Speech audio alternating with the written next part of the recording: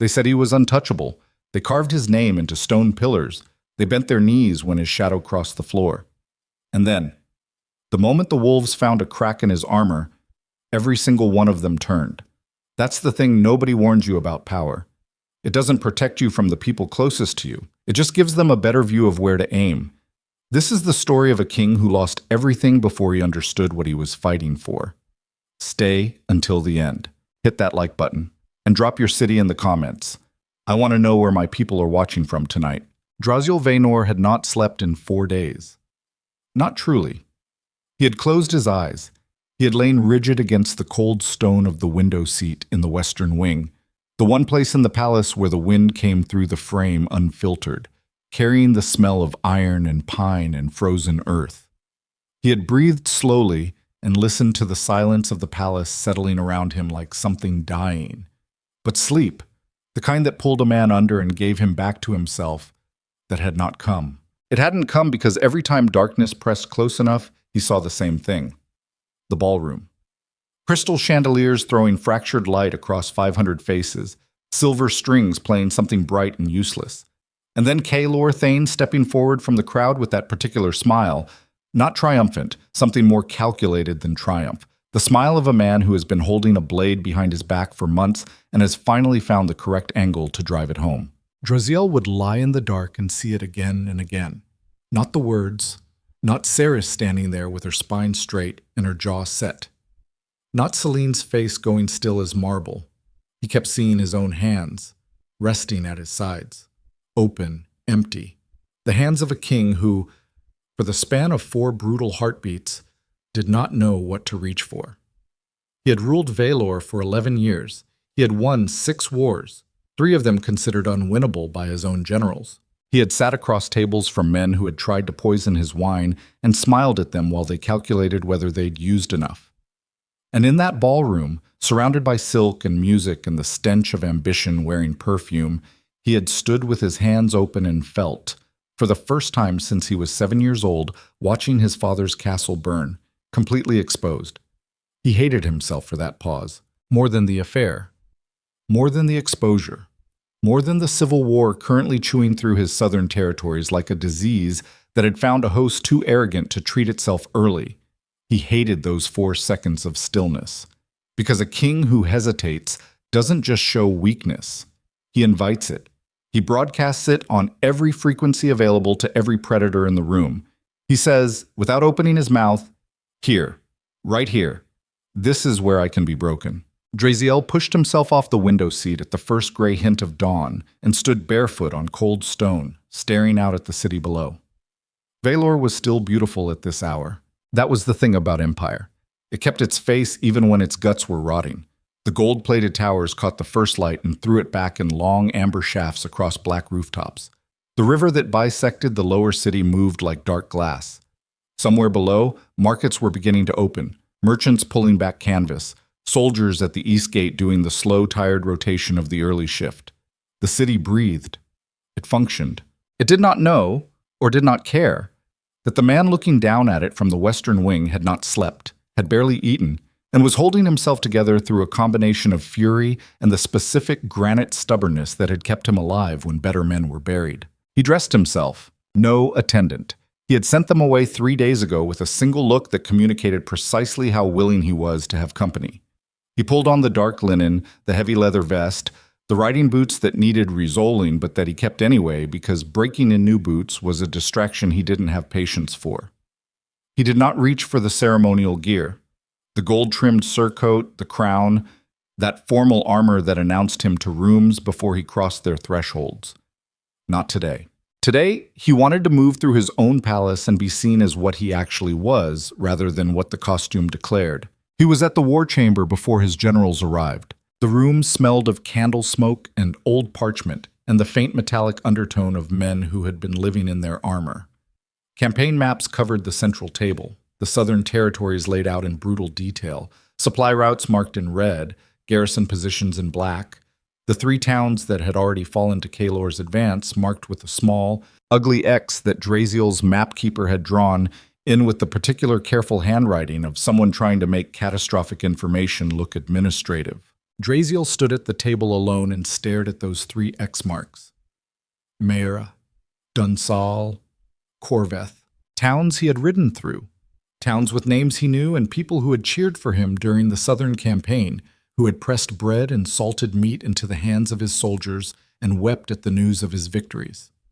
Towns that were now under Caelor Thane's black banners because Caelor Thane had spent 2 years cultivating the exact right combination of grievance and opportunity, and Draziel, distracted, divided, softer than he had ever allowed himself to become, had not moved fast enough to stop it.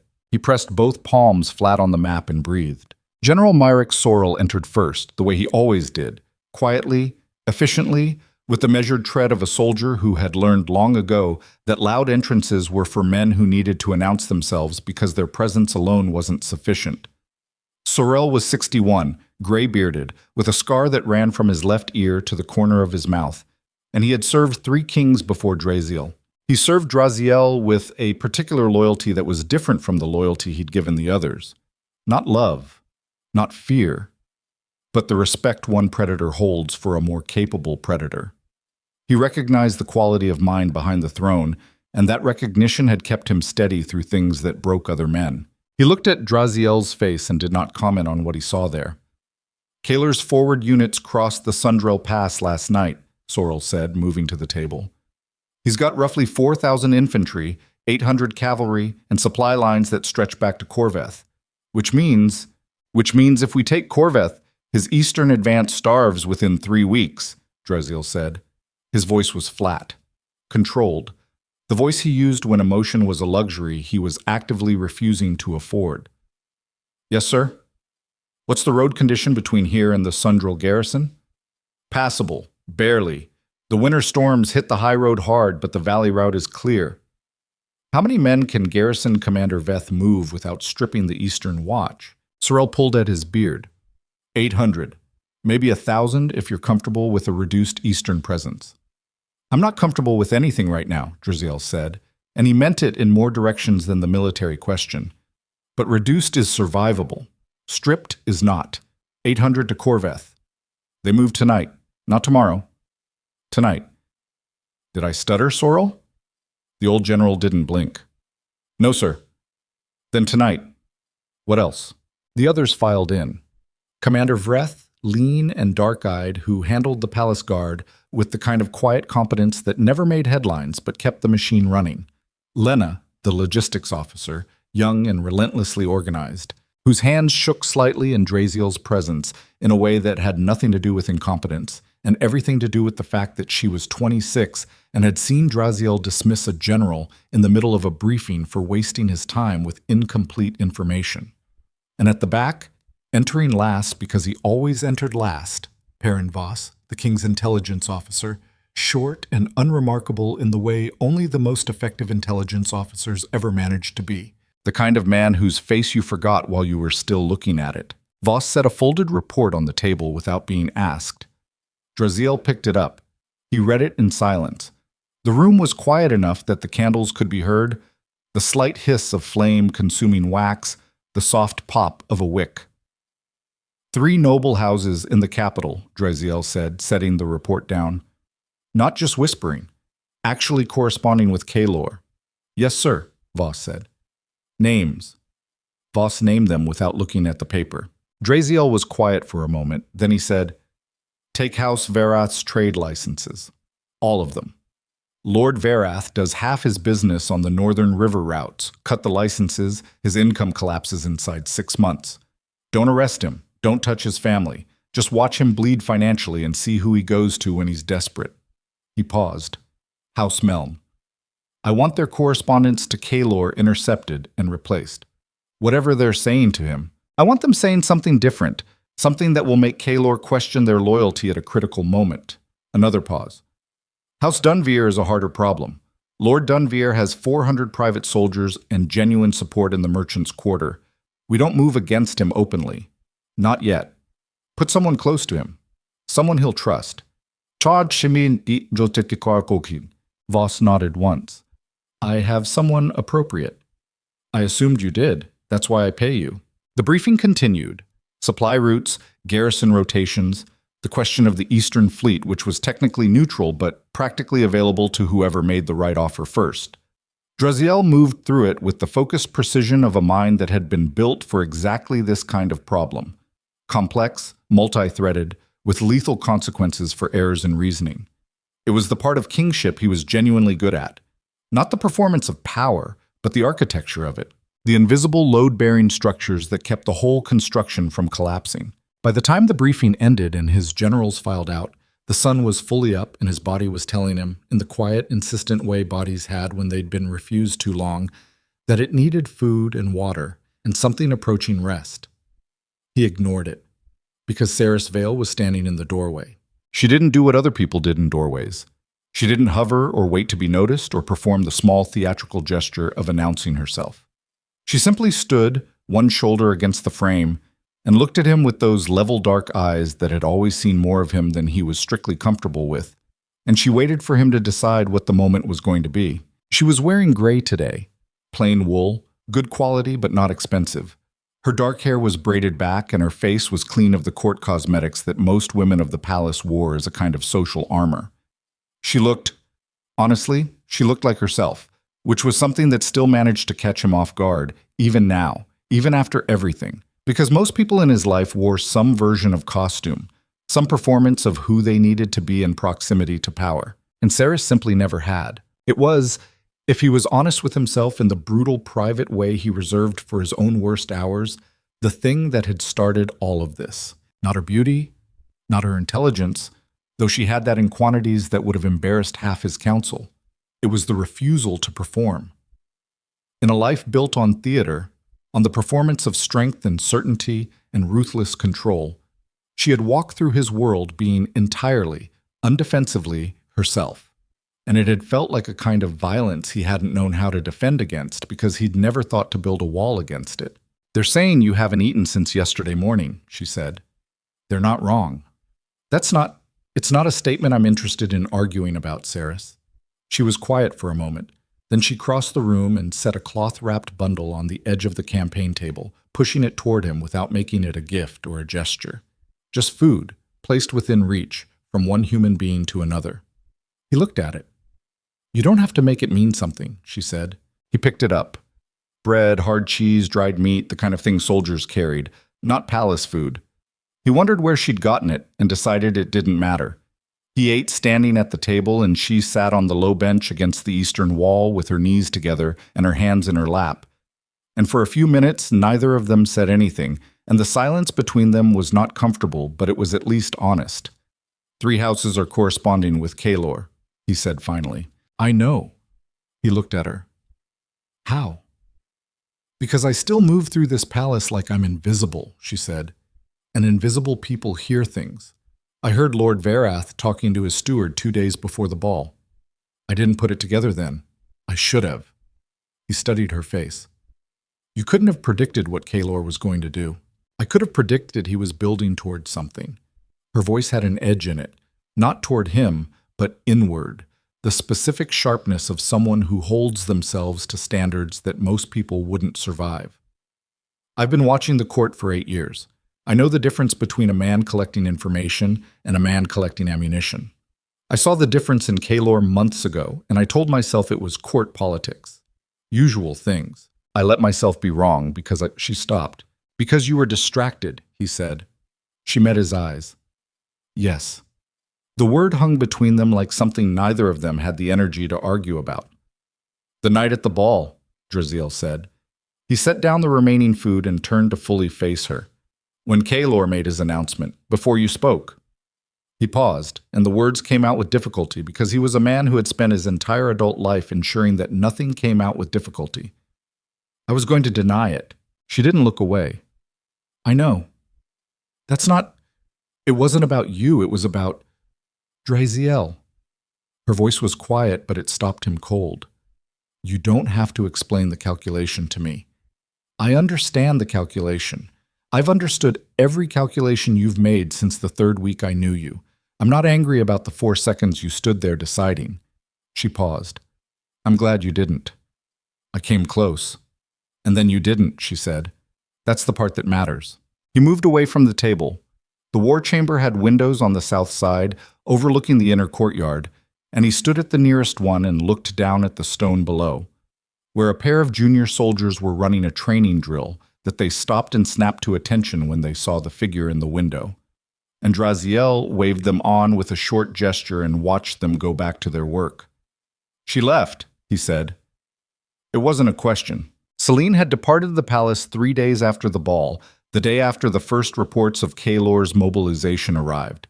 She had not made a scene. She had not wept or threatened or delivered the kind of righteous confrontation that the court had clearly been anticipating with hungry eyes.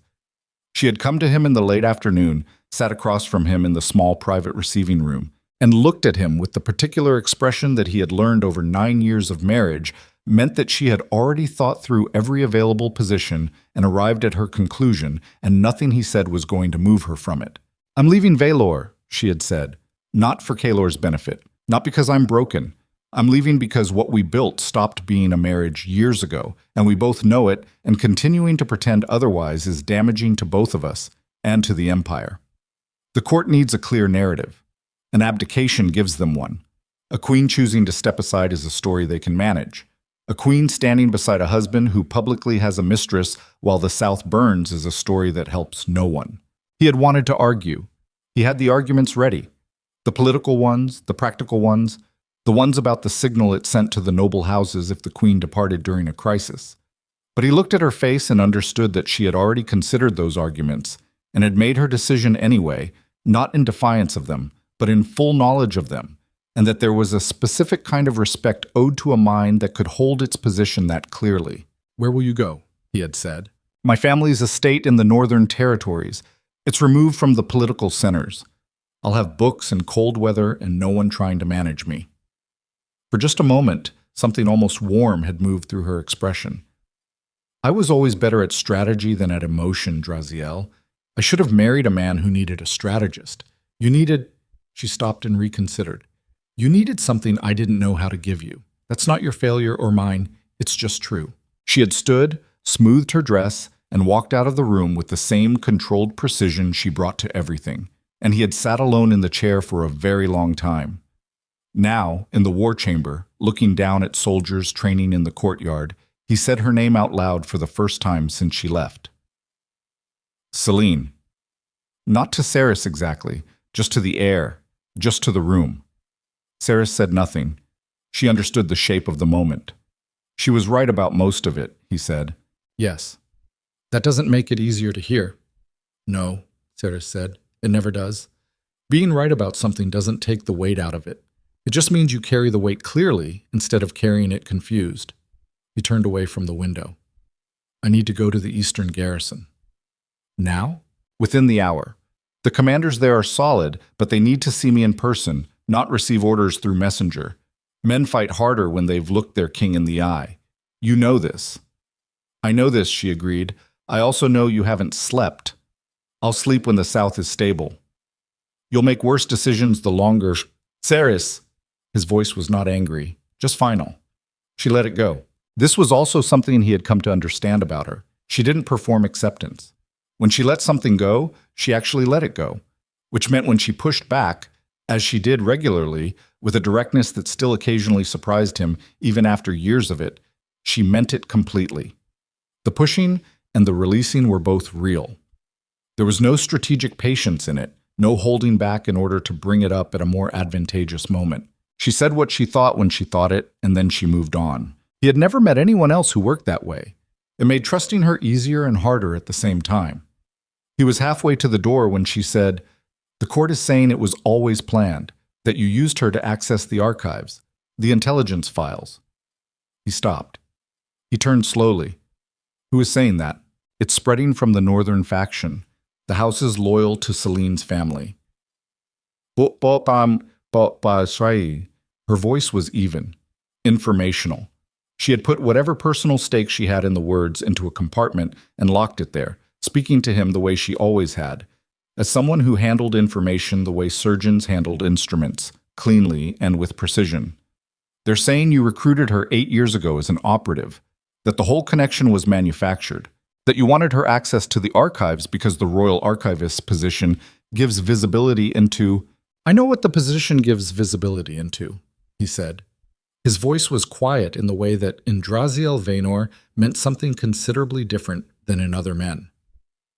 Is there evidence for this narrative? Real evidence? No. Then it's a story someone is finding useful. Someone who would benefit from painting you as a man who orchestrates rather than feels, Saris said.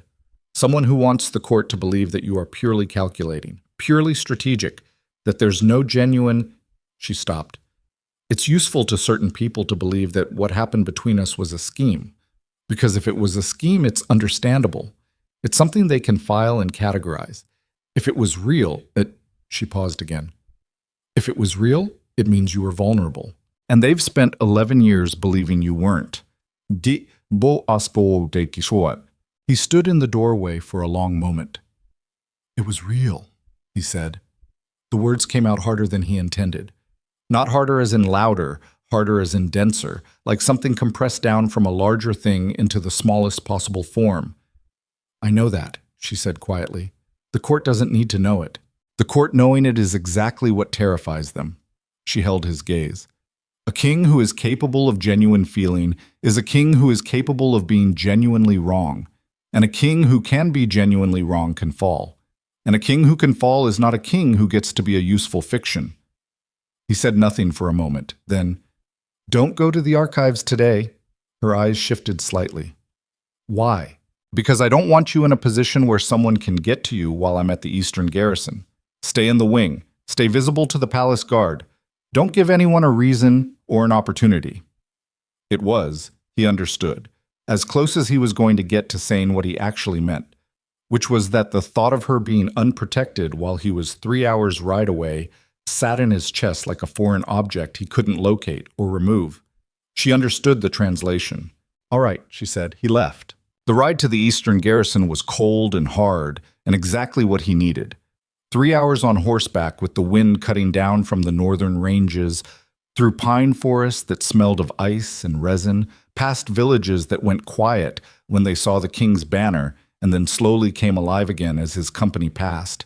A few people in doorways, a child running to the edge of the road to stare. He rode hard and let the physical effort of it push the thinking mind down into a lower register, into something more animal and immediate.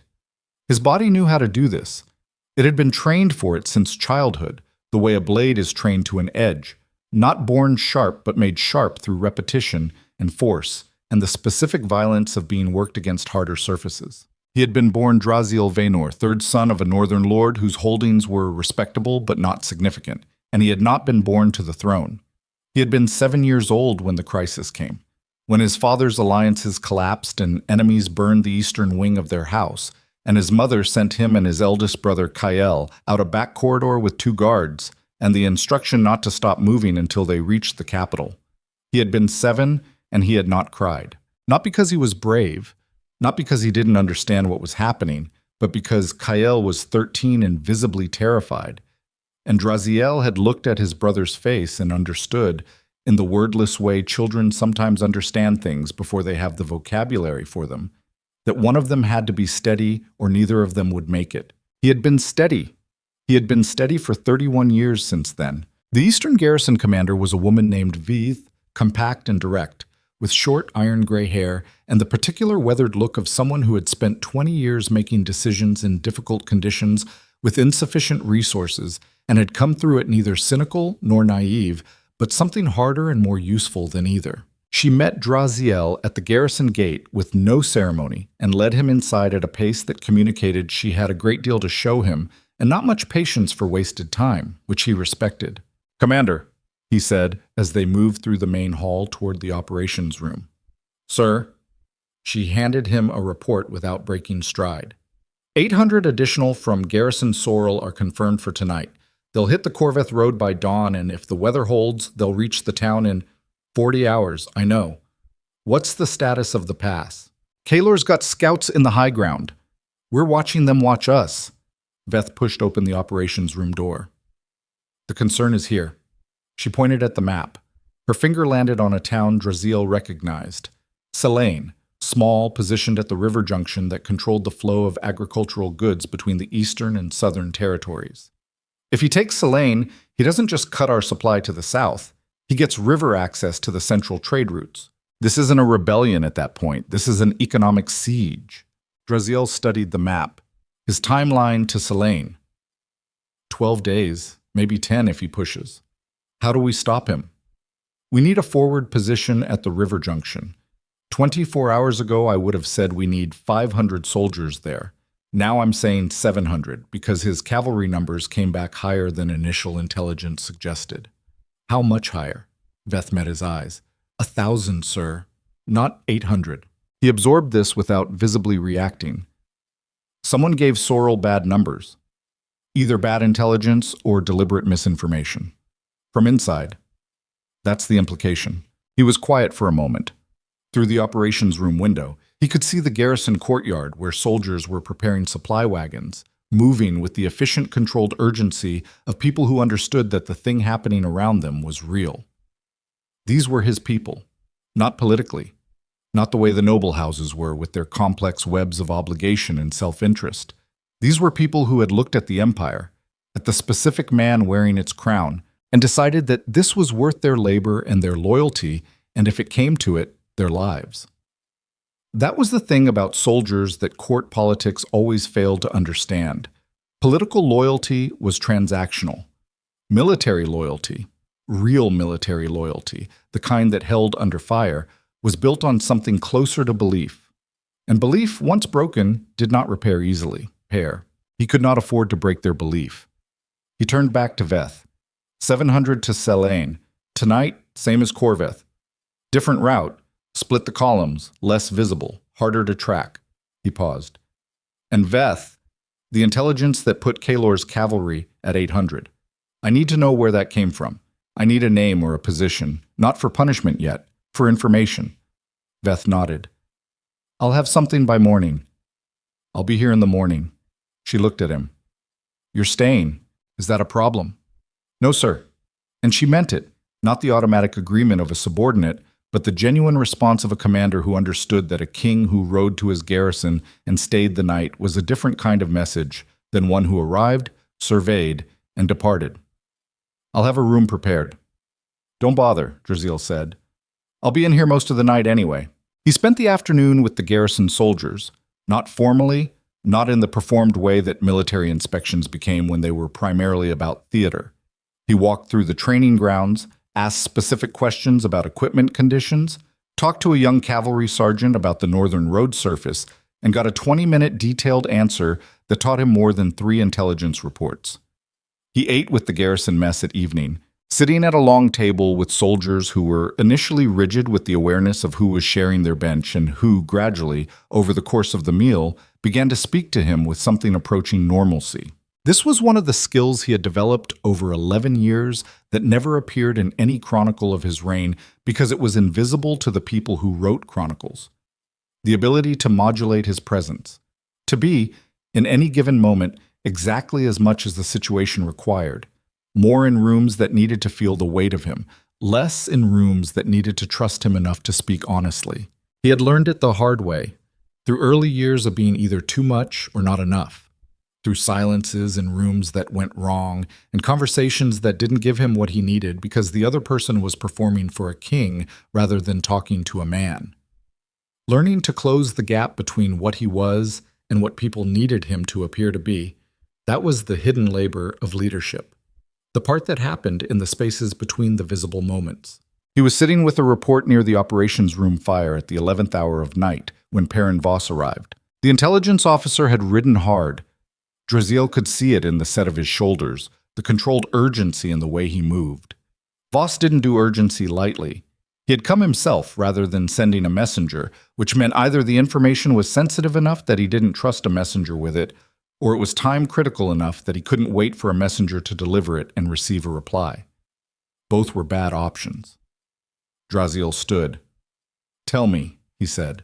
Voss closed the door behind him, looked at the empty room, verified it actually was empty, and said, Lord Dunveer has been meeting with Selene.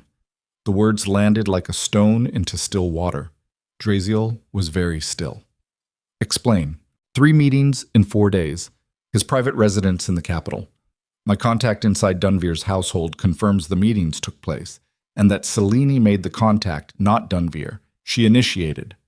Voss paused, with the particular precision of a man who understood the importance of being exact. And there are communications between Dunveer and Kaelor Thane going back 11 months. 11 months. A month before the ball. 2 months before anyone had, publicly, any idea that Kaelor was building toward open rebellion. Draziel sat back down in the chair very slowly, and the thing happening behind his eyes was something that, had anyone been watching closely, might have been recognizable, not as grief, not as anger, but as the specific expression of a man completing a calculation that he did not want to be true, checking it against every available variable, finding no error, and accepting the result. Selene, who had read every political situation correctly for 9 years. Selene, who had told him the marriage was over with such clean precision. Selene, who had departed not in scandal, but in a manner that made her sympathetic, dignified. The wronged queen who chose to step aside rather than cause more disruption. Who was now, apparently, sitting in private meetings with a noble house that had been in contact with the man burning the southern territories for almost a year. What was the nature of the communications between Dunveer and Kaelor, he said. Voss's expression gave almost nothing away, but the almost was there. Logistical, he said. Dunveer's 400 private soldiers, positioning, timing. Draziel was quiet for a long moment. The fire in the operations room crackled. Outside, wind moved through the garrison yard. Someone called a watch rotation. The normal sounds of a military installation functioning, carrying on its mechanical competent life around the specific small explosion that had just detonated in the center of Draziel Vayner's understanding of his situation. Because this was not Kaelor Thane taking advantage of a political scandal to seize power. This was something constructed. Something with a longer arc and a deeper architecture than a disgruntled commander seeing an opportunity. Kaelor's rebellion. Dunveer's private army. Selene's sympathetic departure from the capital. The misinformation about Kaelor's cavalry numbers. The 3 noble houses whose correspondence needed to be intercepted. He ran it backward, the way you ran a battle map backward to find where the enemy's plan had actually begun. And what he found, at the origin point, was not the night of the ball. What he found was earlier, much earlier, because the night of the ball had been the trigger, not the beginning, and a trigger required a weapon already built and loaded. He stood. "Where is Saris Vale?" he said. The question came out with an edge that cut through the operational quiet of the room like a blade clearing a sheath. Voss's eyes shifted. One small fractional movement. "Voss?" "I don't know," the intelligence officer said. And the words were said with the specific, terrible precision of a man who always knows things and is now telling you that there is a thing he does not know. She was in the palace wing at the 6th hour. My contact in the guard rotation confirms she was there. He paused. At the 8th hour, she was not. The 8th hour, 2 hours ago. When Draziel had been sitting in the garrison mess eating with soldiers, deliberately visible, deliberately present, in a show of confidence and stability designed to communicate to his garrison that the king was in control of his situation. 2 hours ago, in the palace, 3 hours hard ride behind him, something had shifted. And the woman he had told to stay visible, to stay in the wing, to not give anyone a reason or an opportunity. "Get me my horse," Draziel said. His voice was flat and cold in a way that had nothing to do with temperature. "Sir, the road is—" "Get me my horse." He was already moving for the door when Voss said, quietly from behind him, "There's one more thing." Draziel stopped. He did not turn around. "House Meln's correspondence to Kaelor," Voss said. "The letters my people intercepted and replaced." A pause. There was a response. From Kaelor's camp. It came through a courier route we weren't watching. It was addressed to Lord Meln, but the message, the actual content. Another pause. And in Perrin Voss, who paused for nothing and nobody, the pause was a declaration. The message was addressed to the keeper of the royal archives. The world outside the operations room window was black and cold, and full of things moving in directions he had not anticipated. Draziel Vayner stood with his hand on the doorframe and felt the architecture of the last 11 years shift under him like ground that had been solid before and was not solid now. Saris Vale. who had entered the palace as a war orphan, who had become keeper of the royal archives, who had access to every intelligence file, every strategic document, every correspondence archive since the beginning of his reign, who had tonight disappeared from the palace wing 2 hours after he rode away from it, who had received a message, addressed through enemy channels, that was meant to reach her without his knowledge. He made himself breathe. He made himself stand completely still for exactly 4 seconds, the same 4 seconds that had nearly destroyed him in the ballroom, but used now differently, used as a tool instead of a failure, used to make the mind slow down and look clearly rather than move on the first terrible instinct. And then he turned back to Voss. "Tell me," he said, "everything you know, from the beginning, every piece, every gap, everything you suspect but can't prove yet." Voss opened his mouth, and outside, distant but unmistakable, carried on the winter wind from the direction of the capital, the sound of bells. Not celebration, not ceremony. The deep, broken, repeated tolling of the palace warning signal. 3 strikes. Pause. 3 strikes. Pause. The signal used only once before in 11 years of Draziel's reign. Unauthorized entry to the inner palace. The bells were still ringing when Draziel hit the saddle. No ceremony. No formation. He rode out of the eastern garrison with 4 of his personal guard and Perrin Voss behind him, and the garrison soldiers who saw them go through the gate at that hour, at that speed, understood without being told that something fundamental had shifted in the night. The king's face, visible for just a moment in the torchlight at the gate, was not the face of a man responding to a crisis. It was something quieter and more dangerous than that. It was the face of a man who has just realized that the crisis he thought he was managing was not the actual crisis. 3 hours on a hard road in winter darkness. Draziel rode them in 40 minutes. He pushed the horse past reason, past the animal's protest, past the point where any experienced rider would have eased up and accepted the reality of distance and time. The cold bit through the riding gear, and the road was treacherous in places where frost had come up through the packed earth. But he rode the way he fought, with the understanding that there were limits, and then there was the specific will to exist on the other side of them. Voss rode beside him for the first mile, then fell back. Not because he couldn't keep pace, because he understood that what was happening inside Draziel right now was not a space for company. This is the thing about men built for power. The architecture that makes them capable of carrying enormous weight. The compartmentalization, the controlled affect, the ability to run cold calculation through situations that would break ordinary men. That same architecture becomes the most dangerous terrain in the world when it's being dismantled from the inside. Because it doesn't crumble slowly. It holds and holds and holds, and then it doesn't hold at all. Draziel rode through the pine forest with his jaw set and his eyes fixed on the dark road ahead, and did not allow himself, not for 1 second of that ride, to land on what he would find at the end of it. Not yet. First the ride. First the arrival. First the facts. Everything else after. He came through the capital's northern gate with his personal seal, and the guards moved without a word, and he was into the palace grounds before the echoes of the warning bells had fully faded from the cold air. The inner courtyard was lit with twice the normal number of torches, palace guard moving in tight controlled patterns, and Commander Vreth was at the palace steps before Draziel's horse had fully stopped. Vreth was not a man who rattled. In the 4 years he had commanded the palace guard, Draziel had seen him handle situations that would have liquefied lesser men with a steady, almost mechanical competence. The fact that his face, right now, was carrying something that was not quite rattled but was adjacent to it, said more than any briefing. "Report," Draziel said, dropping from the horse. "Unauthorized entry to the lower archives, discovered at the 8th hour by a night rotation guard who noticed a light source in a section that should have been dark." Vreth fell into step beside Draziel, moving quickly. The guard entered, found the Eastern Archive room in disarray. Files pulled, some removed, one cabinet forced open, and found no one present. Saris Vale. Vreth's expression shifted. Her quarters are empty. Her personal effects, the essentials, are gone. She left the wing at some point between the 7th and 8th hours. The guard rotation. He paused.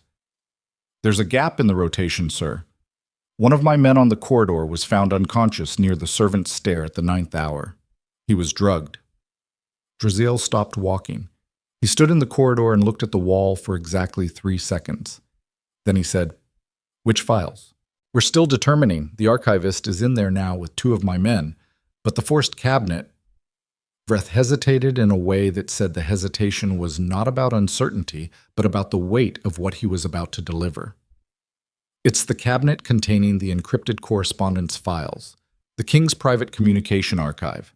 Every strategic negotiation, every intelligence exchange, every personal correspondence coded above Level 3 clearance for the last 11 years. 11 years. Everything. Every vulnerability, every alliance with its hidden pressures and private agreements, every enemy assessment that had been correct, and more importantly, every one that had been wrong. Every decision made in the private spaces between public positions. A man who possessed that archive did not merely possess information. He possessed the leverage to end a reign." Draziel moved. The lower archives were 3 levels below the main palace, accessible by 2 staircases, the second of which most people didn't know existed because it had been built into the original palace structure 200 years ago and was not on the official architectural record. The main archive room smelled of old paper and cold stone, and the specific dusty permanence of things stored carefully by people who believed in the importance of history. The eastern room was smaller, warmer because of a heating pipe that ran through its south wall, and it was currently lit by 4 lamps and occupied by Draziel's chief archivist, a nervous, precise man named Olin, who had served in the archives for 22 years and who was, at this moment, crouched in front of an open cabinet with the expression of someone performing surgery on a patient who had already lost too much blood. "What's missing?" Draziel said. Olin stood. He had a list. Of course he had a list. Olin's response to catastrophe was documentation, and Draziel was grimly grateful for it. 14 files from the Level 4 correspondence cabinet. The encrypted exchange with the Northern Treaty signatories from the 3rd year of your reign. The complete intelligence assessment of the Western Coastal Lords, current as of 4 months ago.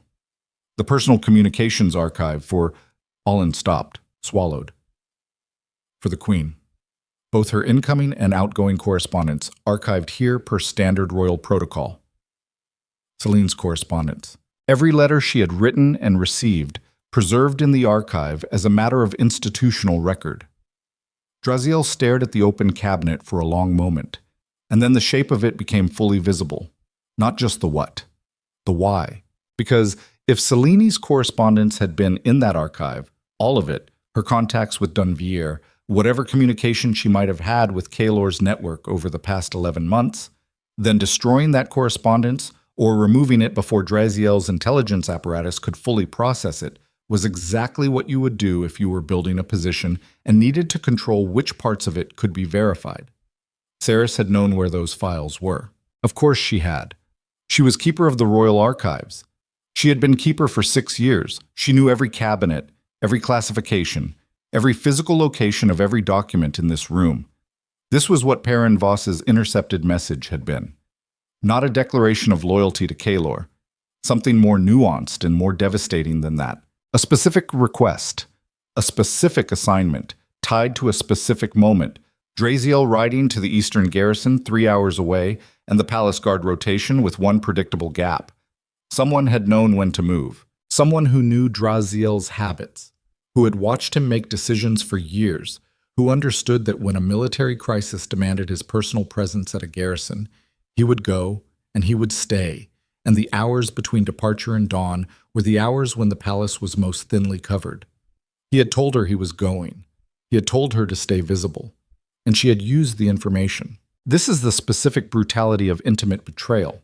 It doesn't operate through force or surprise. It operates through everything that was real, through the knowledge accumulated in genuine proximity, through the understanding earned in actual closeness. A stranger cannot betray you with precision.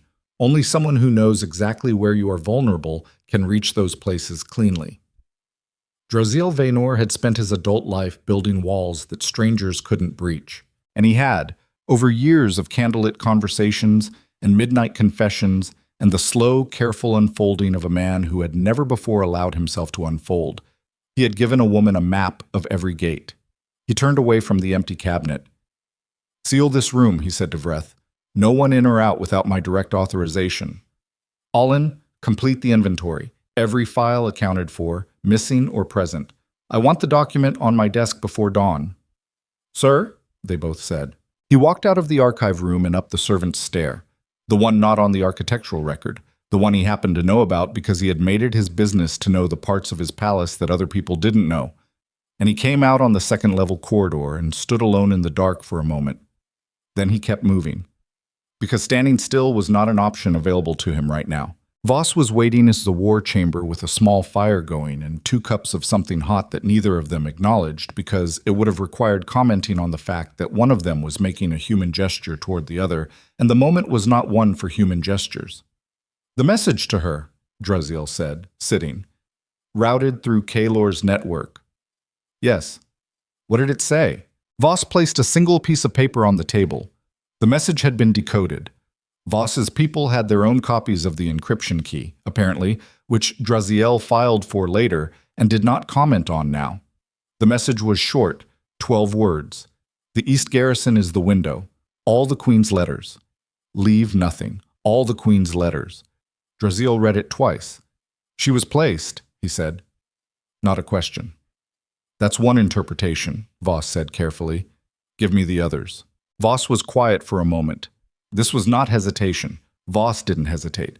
It was the specific pause of a man organizing a complex thing before he spoke it so that it came out in the right order. She came in 8 years ago, war orphan, no traceable family, demonstrated unusual intelligence and a particular aptitude for information management. She was placed in the archives and over 6 years became the keeper. Voss paused. Any of those facts, individually, means nothing.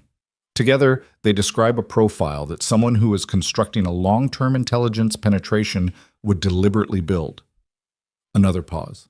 What I can't tell you with certainty is whether that construction was deliberate from the beginning, whether she was recruited as a child and placed intentionally, or whether someone found her already in place and cultivated an existing asset, or whether none of it was construction, Draziel said.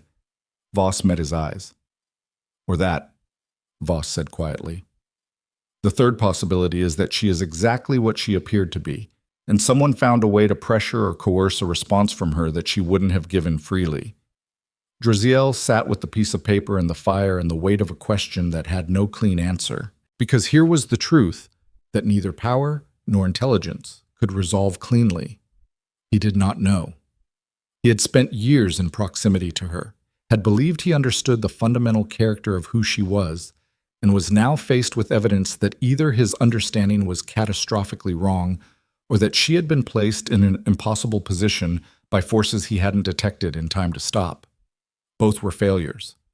His, not because he should have been impervious to human connection, but because a king who allows genuine proximity, who opens real gates and real walls, must also build better intelligence around the people he lets inside, and he had not done that. Not with her. Because some part of him had wanted, desperately, for there to be one person inside his life who existed outside the apparatus of verification and surveillance. He had wanted one person he did not need to watch, and someone had known that. Or she had. The fire crackled. Find her, he said. We're all ready. I know you're already looking. Find her faster. He set the paper down. And the route she took. I want to know who helped her. She didn't drug a palace guard herself. She didn't know which archive rotation had the gap without information. Someone inside this palace is running her or running alongside her, and I want that person's name before sunrise. Voss nodded and was gone. The war chamber was quiet. Draziel sat alone and looked at the campaign maps and thought about a woman who had told him, once, in the amber light of the Eastern Library, that a king who tries to own a soul becomes poorer than the beggar outside his gates. He thought about whether that had been genuine or instruction. He thought about whether a person could be both at once, genuinely themselves in one moment, and operating on behalf of something else in another. Whether the real and the constructed could coexist inside a single person without one contaminating the other. He thought, because he was a man who demanded honesty from himself even when it was the most uncomfortable thing available, that the answer was yes, that human beings were not fixed or singular, that the woman who had genuinely felt something in those archive conversations could also be the woman who had, under pressure or by design, made the choice to use the access those conversations had given her. Both things could be true. That was possibly the worst version. It was also the most likely. He was still sitting there when Commander Vreth came back. "We found the guard who was bribed," Vreth said from the doorway. His voice was the controlled, flat tone of a soldier delivering information he finds personally offensive. Junior lieutenant, 18 months in the palace rotation. He was approached 6 weeks ago with an offer he apparently couldn't refuse. Name: Davan Soth. He's in custody. He's talking. What's he saying? He was contacted by a woman. She didn't give her name. She knew enough about the rotation schedule to be convincing, knew shift patterns, knew the gap existed, knew exactly which hour to instruct him to leave the corridor. She told him it was a planned operation, intelligence work. She told him the king knew. Vreth paused. She told him it was sanctioned. Draziel's jaw tightened, and he believed that. He's 18 months in and he wanted to believe it. He was told to create the gap and look the other way, and that it would be noted favorably. He had no idea what the actual operation was. He'll be court-martialed, Draziel said. Full process. But not now. Document everything he knows and hold him comfortable. He's more useful talking than punished at this moment. Understood. The woman who contacted him, did he give a description? Yes. Vreth's expression shifted. It matches Ceri's veil. There it was. Not an anonymous intermediary. Not a layer of deniable distance. Her. She had made the contact directly. 6 weeks ago. Before the ball. Before the public exposure.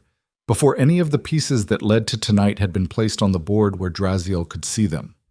6 weeks ago, she had been planning. 6 weeks ago, she had been in the Eastern Library with him, running her finger along the spines of old strategy books and talking about the distance between ambition and integrity. And she had been, simultaneously, putting the operational elements of this night into position. He stood. He walked to the window. The city below was still dark, still quiet, the ordinary breathing of sleeping people who did not know what was moving through the palace above their rooftops. And this, right here, is the education that power provides to those who hold it long enough to receive the full curriculum. Not the lesson about enemies. Every king learns the lesson about enemies.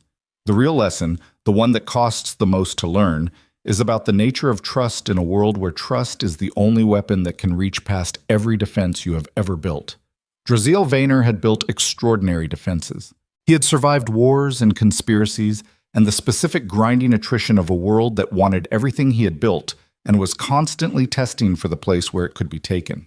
He had survived because he was better, smarter, harder, more willing to see clearly than most men could stand to be. And he had been undone, if he was being honest about it, not by failure, but by success, by becoming so efficient at defending against the obvious threats that he had left himself open to the specific vulnerability that came with being genuinely human inside an empire of theater. He had wanted something real. And real things, unlike constructed ones, cannot be controlled. Sir. Voss was back. He was holding something. A letter. Found in her quarters, Voss said, crossing the room and setting it on the table near Draziel. Left on the desk? It was not hidden. Draziel looked at it. His name was on the front. His name, not his title, not the king, not any formal address. Draziel. He picked it up, broke the seal, read it. The handwriting was hers, clean, precise, the handwriting of a woman who had spent her professional life producing documents that mattered and had developed a corresponding sense of what words on paper could carry. The letter was 2 paragraphs. The first paragraph said, "I was given a choice 3 months ago that I did not know how to refuse. My sister, who I told you died in the war and who did not, is being held. I was shown proof. I was told what the price of her safety was, and I have been paying it since. Tonight was the last payment. I do not ask you to forgive this. I ask only that you know I did not begin as your enemy and do not end as one. What was real between us was real." The second paragraph said, "The files I took are not with Kaelor. They will not reach Kaelor. I took them to remove them from the architecture of what someone is building, not to contribute to it. I cannot prove this to you. I can only tell you that the eastern route through the Sundrel Pass is not Kaelor's actual approach. It is a distraction. His real column is moving through the Grafen Valley, which does not appear on your military maps because it was closed by flooding 7 years ago. It is no longer flooded. Someone gave him that route, the same someone who constructed this. Follow the valley, and you will find the real army. The eastern push is theater. Draziel read it twice. He set it down. He picked it up and read it once more. Then he looked at Voss and said, "Get Sorel." Voss didn't ask why. He was gone. Because here is the thing about intelligence in the hands of a man like Draziel Vaynor. He did not receive it passively. Every piece of information was immediately tested against everything else he knew, weighted for source reliability, examined for internal consistency, and compared to the observable facts on the ground. This was not a skill he had developed through formal study. It was something built by necessity, by years of operating in environments where accepting information at face value was a form of suicide. So he tested it, the Grafen Valley, flooded 7 years ago. He remembered. He had been in the 3rd year of his reign, and the flooding had wiped out 2 southern villages and damaged the eastern trade route for a season, and it had been a disaster of the ordinary kind that empires absorbed and managed. The valley had been closed to military transit after that because the road base was compromised, and the cost of repairing it for strategic use had been assessed as not worth the investment relative to other routes. Not worth it for Veilor, but for someone who had been planning for 11 months, who had resources and time and a reason to invest in a route that wouldn't appear on anyone's current military map, who would know about the valley. He thought about it. Who would know that the valley had been assessed 7 years ago and found wanting? Who would have access to those assessment records? The Royal Archives. Damn! He pressed his palm flat on the table and breathed. Then he made himself think past it. Because the question right now was not about Ceres. The question right now was whether the intelligence she had left him was real or a second layer of the operation. A piece of misdirection dressed as confession, designed to send him scrambling toward a ghost while the actual threat moved uncontested.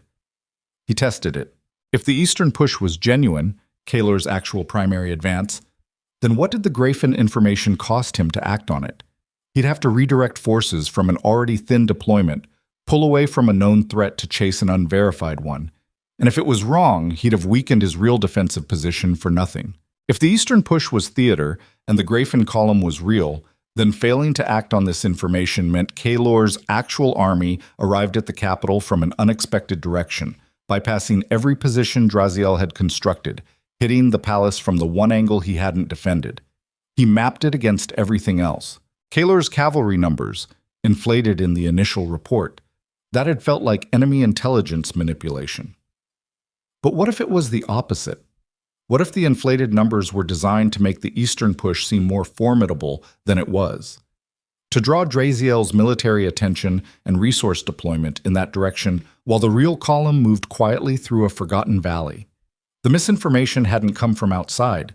It had come from inside his own intelligence apparatus, which meant someone with access to his intelligence apparatus was curating what he saw. Someone who had known, 11 months ago, that this moment was coming. He thought about Celine meeting with Dunveer. He thought about a queen who had read every political situation correctly for 9 years. He thought about a woman who had left the palace with such clean precision that it had looked like dignity rather than strategy. Sorel arrived.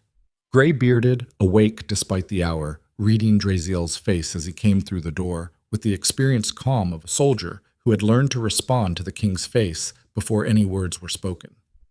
"The Grafen Valley," Draziel said.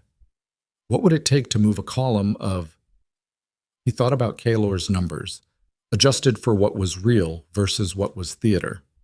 3,000 infantry, 600 cavalry through the valley at this point in winter. Sorel didn't ask why. He was already thinking. "Hard going," Sorel said. "The valley road is compromised in several sections.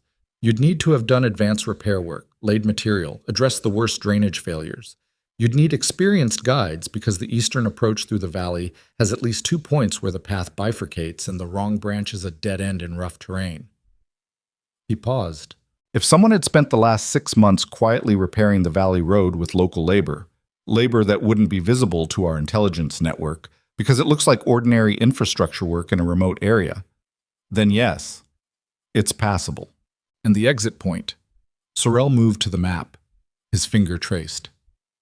Here. He tapped a location that was, Draziel noted with cold clarity, 7 miles from the capital's southern gate. A gate that was currently manned with standard rotation because all of the military intelligence for the past 3 weeks had pointed to the threat coming from the east. 7 miles. In the dark. Draziel looked at the map and thought about the bells that had woken this whole chain of events. The archive break-in had been deliberate noise, a distraction within a distraction.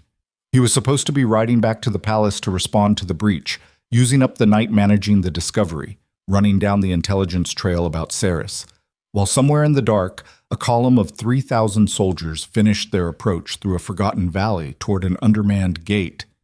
He had been handled. Every piece of tonight had been calibrated to move him in specific directions, to occupy his attention with real things, the archive, the missing files, the letter, while the actual thing happened somewhere he wasn't looking.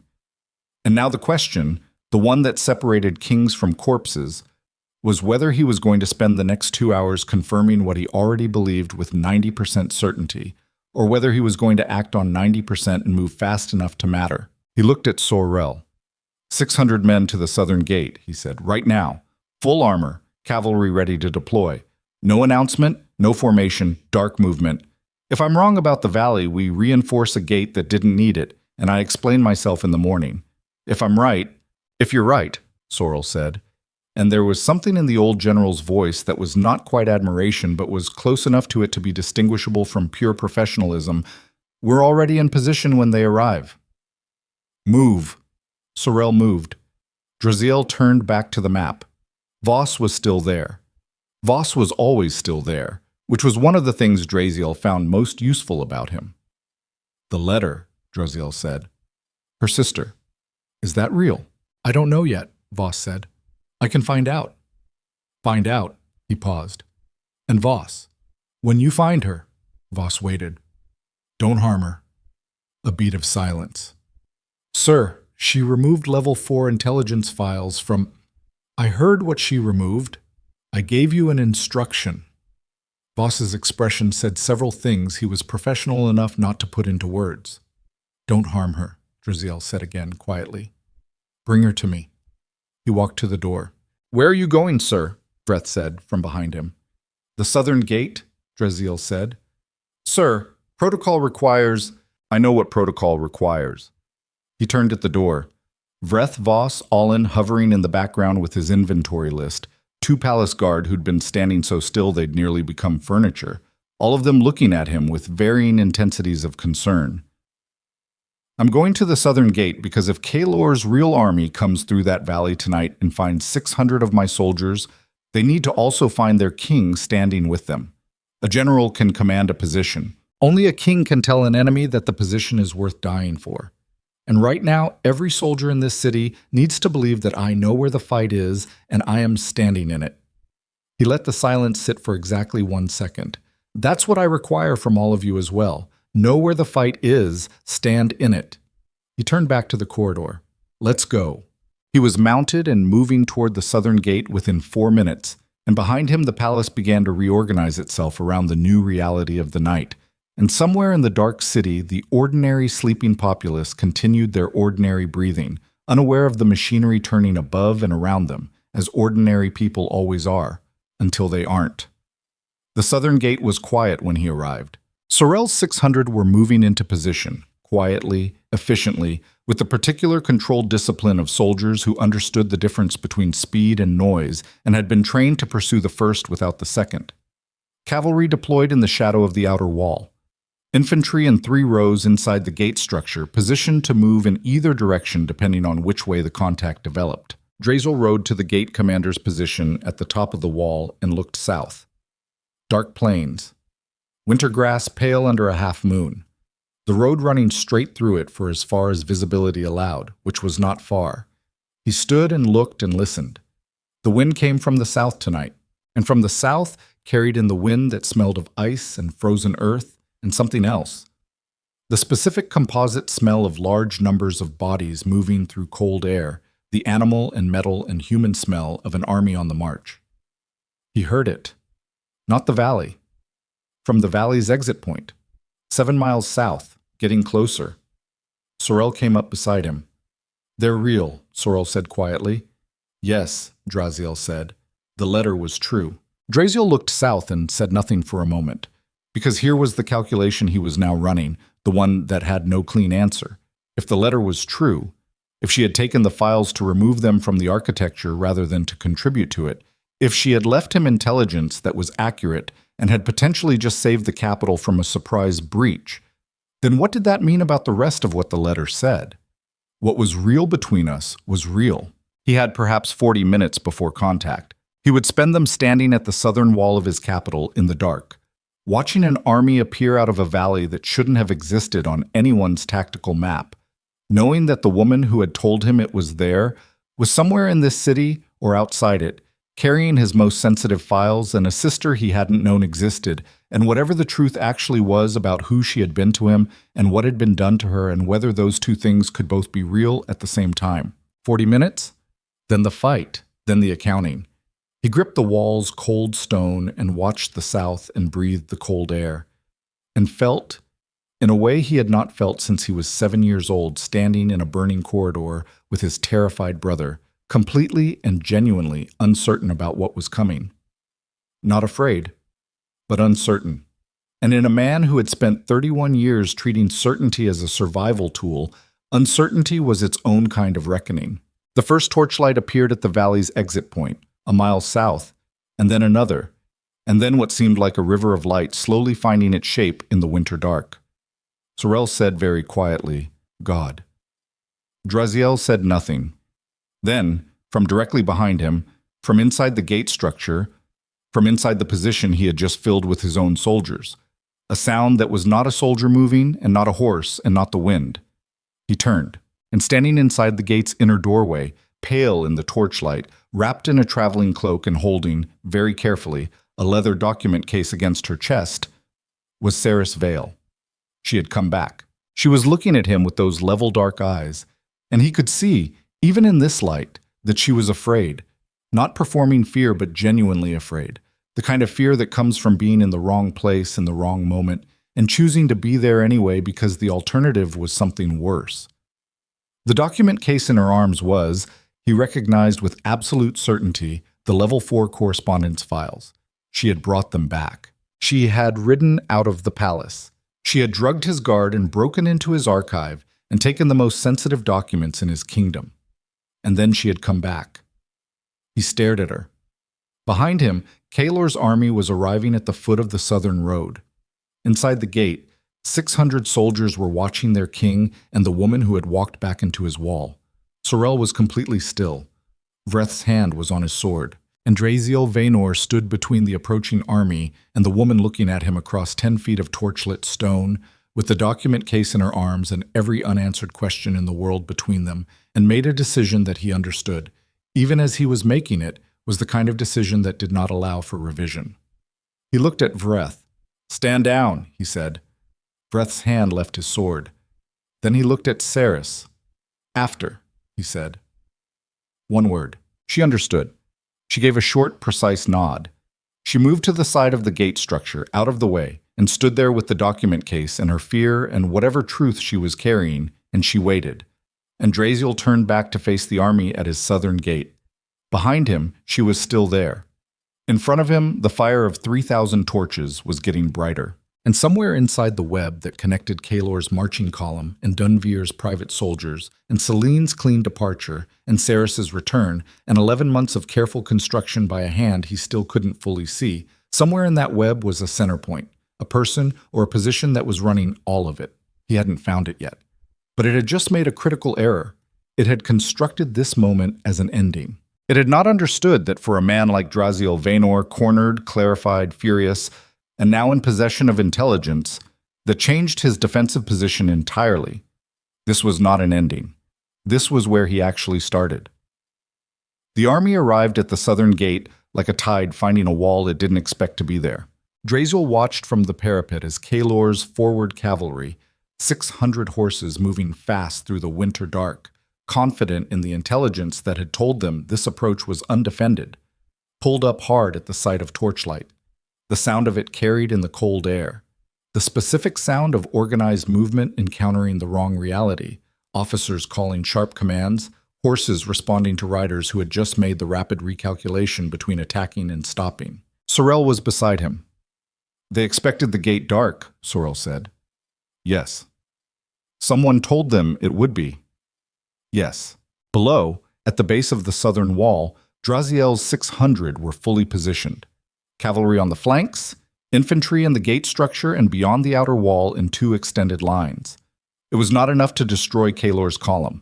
It was exactly enough to make destroying Kaelor's column expensive in a way that would damage the rebellion's capacity to continue. An army that absorbs 30% casualties in a single night engagement does not march on a capital the next morning. It retreats, regroups, recalculates. That was all Draziel needed tonight. Not a victory, a stop. He found Kaelor himself in the mass of cavalry below. Not difficult, because a commander of Kaelor's ego rode at the front and wore armor that caught the light in ways specifically designed to be visible. Tall man, broad shoulders, the particular bearing of someone who had spent his career being looked at and had come to require it. Draziel had known Kaelor for 7 years, had promoted him, had trusted his read of the southern provinces, had given him resources and authority and the specific kind of professional confidence that a capable commander needed to function at the level the Empire required. The promotion had felt, at the time, like good judgment. He watched Kaelor's horse circle below and revised that assessment with the cold finality it deserved. Sorel said quietly, "Do you want to parley?"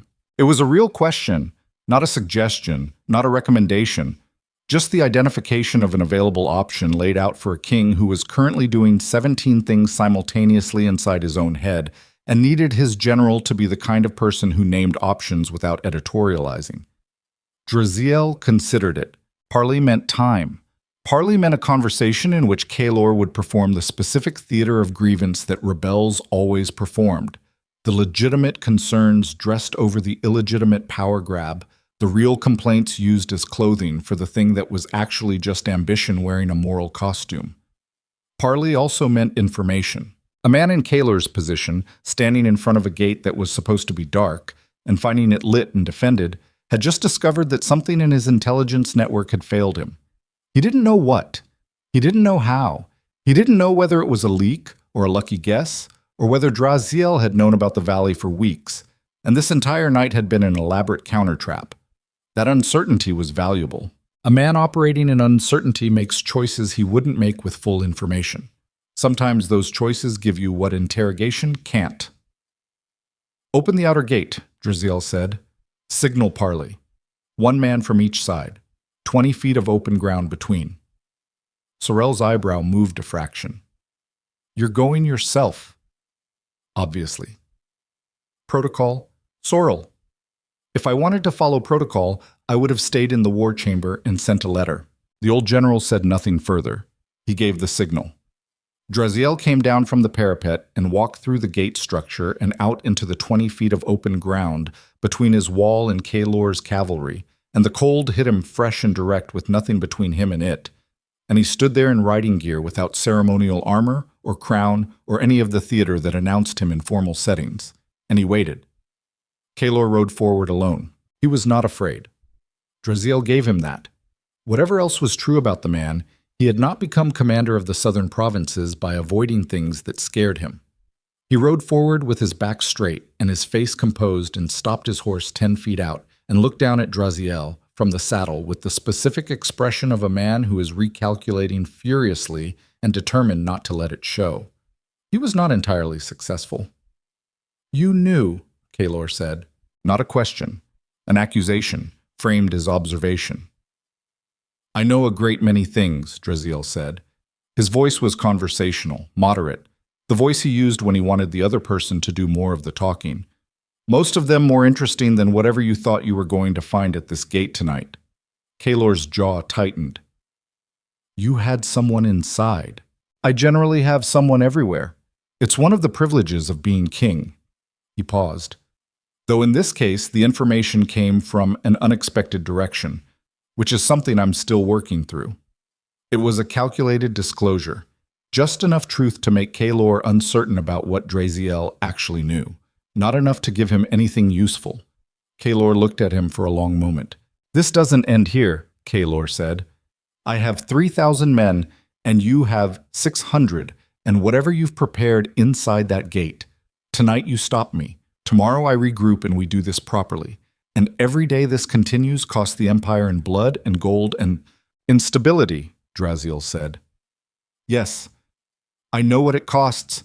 I've been paying it since the night you chose to stand up in a ballroom and weaponize a private matter for your own strategic benefit. He let the temperature of his voice drop just slightly. What I'm curious about, Kaelor, is whether you genuinely believe this was about the Empire's interests. Whether you managed to construct a version of this where you are the corrective force and I am the corruption that needed removing. He watched the other man's face. Or whether you know, in the part of your mind that can't be made useful through self-deception, that you wanted the throne and found the justification afterward. Kaelor said nothing, which was itself an answer. Go back to the south, Draziel said, tonight. Take your men and go. What happens next depends on what you choose in the next 12 hours. There is still a version of this where you survive it. He paused. There is not a version where you take this capital. Tonight has made that clear. Don't spend 3,000 lives discovering that the version I'm offering you expires at dawn.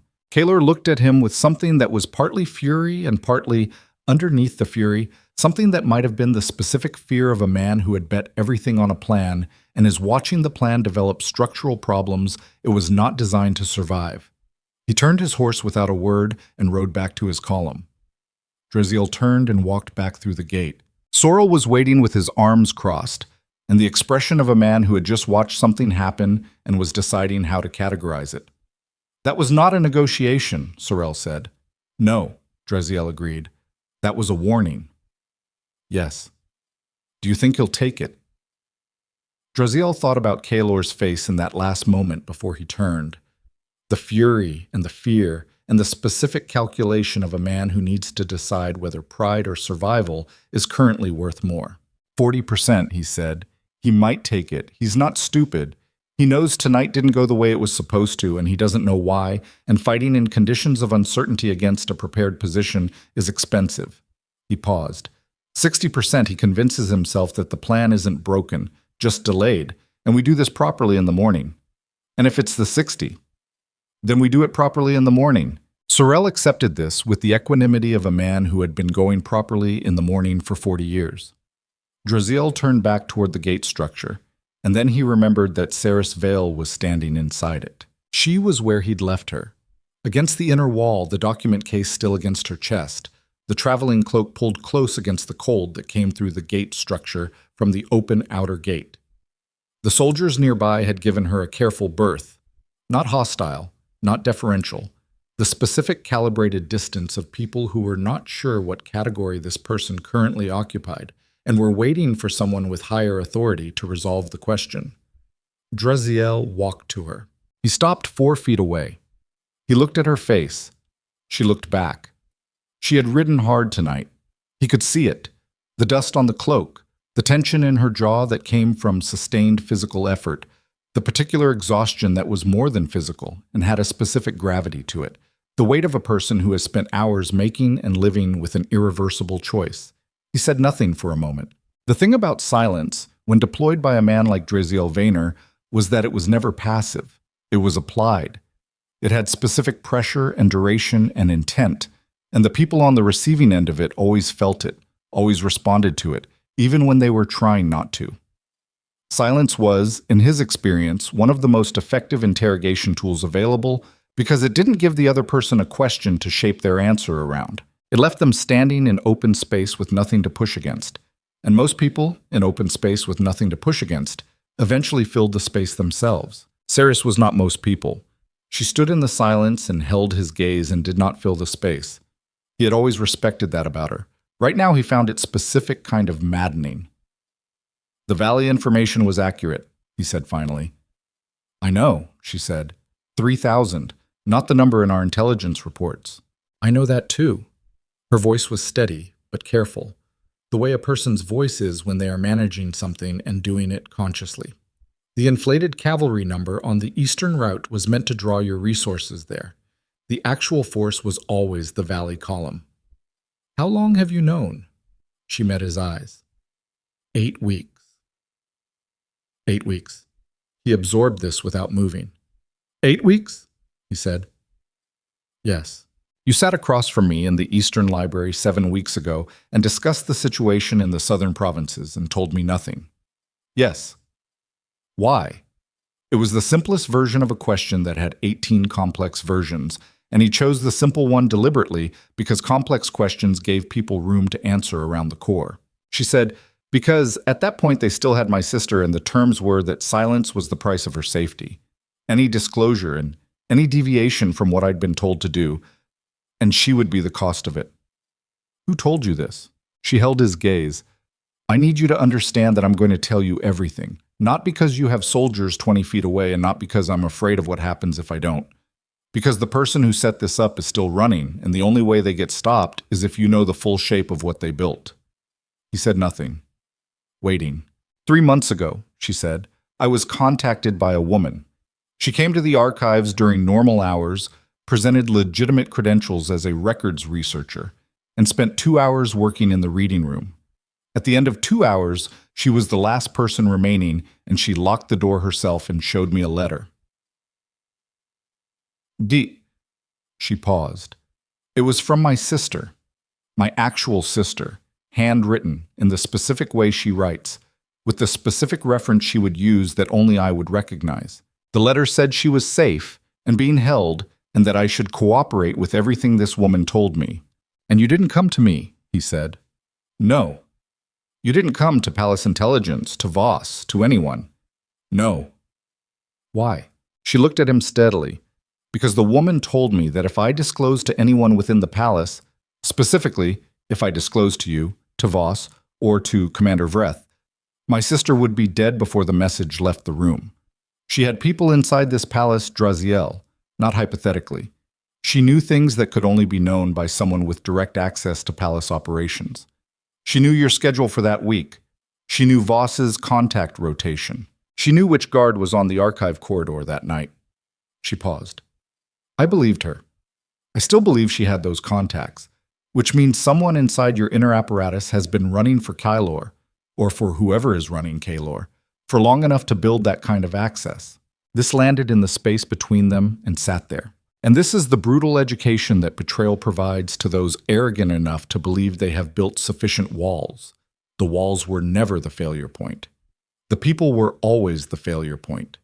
Every fortress in history that has ever fallen to an inside hand has fallen not because the walls were too short or too thin, but because loyalty, unlike stone, is an organic thing, subject to pressure and time and the specific gravity of self-interest. And the person who understands that loyalty is organic and stone is not, can always find a way to work with the organic thing that stone cannot provide. Draziel stood in the gate structure with the cold coming through from the plains outside, and looked at a woman who had, for 8 weeks, been living in an impossible position constructed by someone who understood exactly which lever to use to move her. The one lever that bypassed all of her intelligence and capability and brought her down to the level of something very simple and very human. She had a sister. She loved her sister. And someone had known that. He said, "The woman who came to you, describe her." Saris described her. Methodically, precisely, with the archivist's eye for detail. Height, build, coloring, the specific way she moved, the accent that was almost unplaceable but had a particular quality when she produced certain vowel sounds. Draziel listened.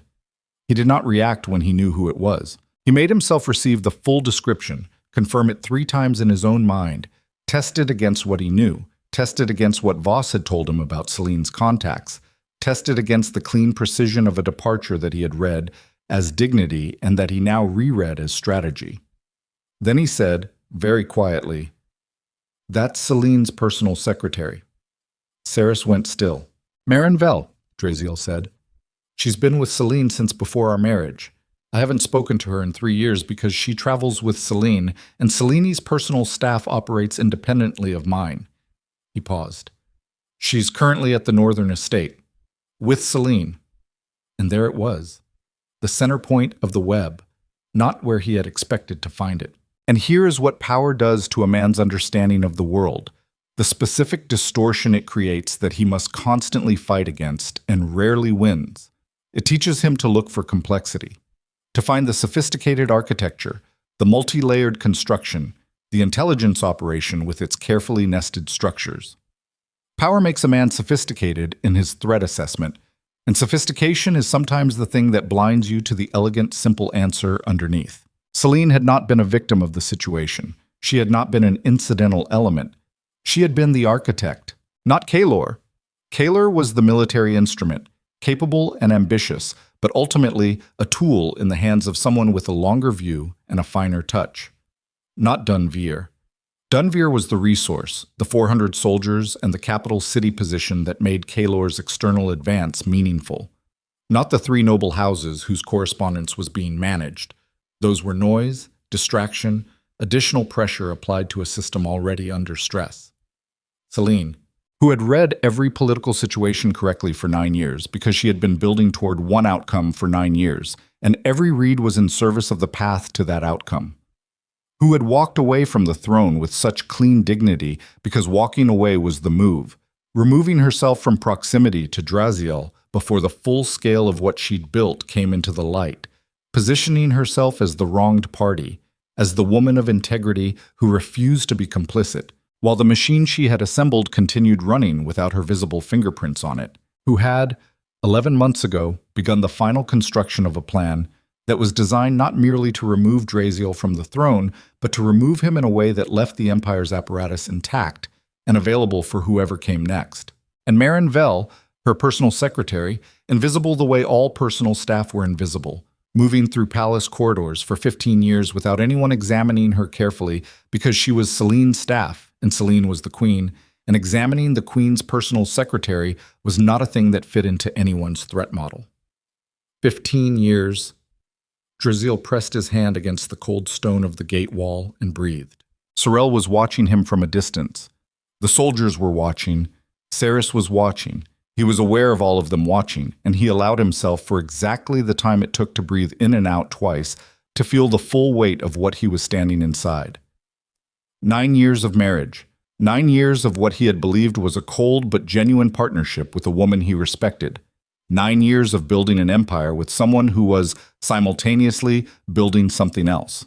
The specific savagery of this kind of betrayal, the long game kind, the kind that operates in patient years rather than impulsive moments, was that it rewrote history. Not just the present, not just the immediate crisis. It went back and reassigned meaning to everything that had come before. Every conversation in a different light. Every decision she had made or recommended it or quietly shaped, re-examined, reweighted, reread for what it was actually doing rather than what it appeared to be doing. And this is the thing about kings who are also human beings. The thing that the office of king is specifically designed to prevent and never fully succeeds at preventing. They can be loved, or they can believe they are loved. And the distance between those two things, when it finally becomes visible, is not measured in anger or grief, but in something much quieter and more permanent, something that sits in the chest like a cold stone and does not dissolve. He had not loved Celine, but he had trusted her. And trust, for a man who trusted almost no one, was not a lesser thing than love. It was possibly a more irreplaceable thing. Love he understood as a human complication, a variable he had learned to manage. Trust was structural. Trust was the load-bearing element. And when the load-bearing element failed, the walls came down regardless of their other qualities. He straightened. He turned to Saris. "The files," he said. She handed him the document case without hesitation. He took it, looked at it, felt the weight of it. "All of it," she said. "Nothing removed. I took them to prevent someone else from removing them. The instruction I was given was to access the correspondence archive and locate Celine's communications file and destroy it. The level 4 files were listed as my cover. Take those, make it look like intelligence theft, keep the focus on the missing strategic documents." The actual target was Celine's correspondence. Because Celine's correspondence, properly examined, would show 11 months of coordination. The files that incriminated her were in this case. That was what tonight had actually been about. Not the level 4 intelligence. Not Kaylor's military advance, though that was real and dangerous. The actual operation tonight was the destruction of documentary evidence before Draziel's intelligence apparatus could process it and draw the correct conclusions. He had almost been too slow. He had almost lost the files. And the only reason he hadn't was standing in front of him in a traveling cloak with dust on her boots, having made a choice that she had to have known could go any direction, including one that ended with her in a palace cell. She had come back. With the evidence. Against orders. Against self-interest. Against every calculation that would have told a rational person to run. He looked at her for a long moment. Then he said, "Your sister. What's her name?" Saris blinked. It was the question she had not expected. "Lyra," she said. "She's 23. She was working as a trader's scribe in the eastern port towns. She was taken 6 weeks before Marinvel came to me, before I even knew she was gone. Voss will find her," he said. Not a promise dressed up as comfort, a statement of operational intention. He has a contact network in the eastern ports that is considerably more comprehensive than anyone realizes, including the people running that network. If she's there, he'll find her within 72 hours. Saris said nothing for a moment, then, "You believe me?" He held her gaze. "I believe the Valley information was accurate. I believe these files are intact. I believe that someone who was operating against me would not have come back to the gate with the evidence that condemns the person who sent them." He paused. "Everything else, I'm still holding." It was honest. She received it as such. A small, precise nod. "All right," she said. "You'll remain in the palace," he said, "under guard. Not as a prisoner, as a protected person. The people who built this operation still have resources in the capital, and you are now the most important witness to the structure of what they built. I need you alive and coherent. And after," he looked at her. "We'll get to after," he said. "Survive tonight first." He turned and walked back towards Sorel and the gate and the 37 things that still needed managing before dawn, and he heard her fall in behind him with the quiet, practical step of someone who had made their choice and was now living inside it. The next 6 hours were the specific controlled violence of a king who has finally found the center of the web and is now pulling threads. Voss had Dunveer in custody before the second hour. The man had been preparing to move his private soldiers on a timeline that had assumed the southern gate would fall before midnight. The gate's survival had left him with 400 soldiers and no clear objective, and a message from Kaelor's camp that was, in intelligence terms, the sound of a plan in distress. Vrith moved on Dunveer's residence with 20 palace guard and found the man already burning correspondence in a fireplace. Not quickly enough, and not all of it. The correspondence that survived the fire was, in Voss's assessment, 3 weeks' worth of coordinated communication with the northern estate. With Marinvel. Kaelor did not take the 60% option. He took the 40%. His column began withdrawing from the southern road an hour before dawn, and the specific quality of the withdrawal, the pace of it, the direction, the way it folded back toward the valley rather than dispersing east or west, suggested an army that was confused about its instructions rather than one executing a strategic retreat. The confusion said that something in the command structure had broken. Kaelor was making decisions without his full information network. He was pulling back because the night had gone wrong in ways that nobody had explained to him yet. That confusion was its own intelligence. It confirmed what Draziel now believed about the architecture. Kaelor was not the top of it.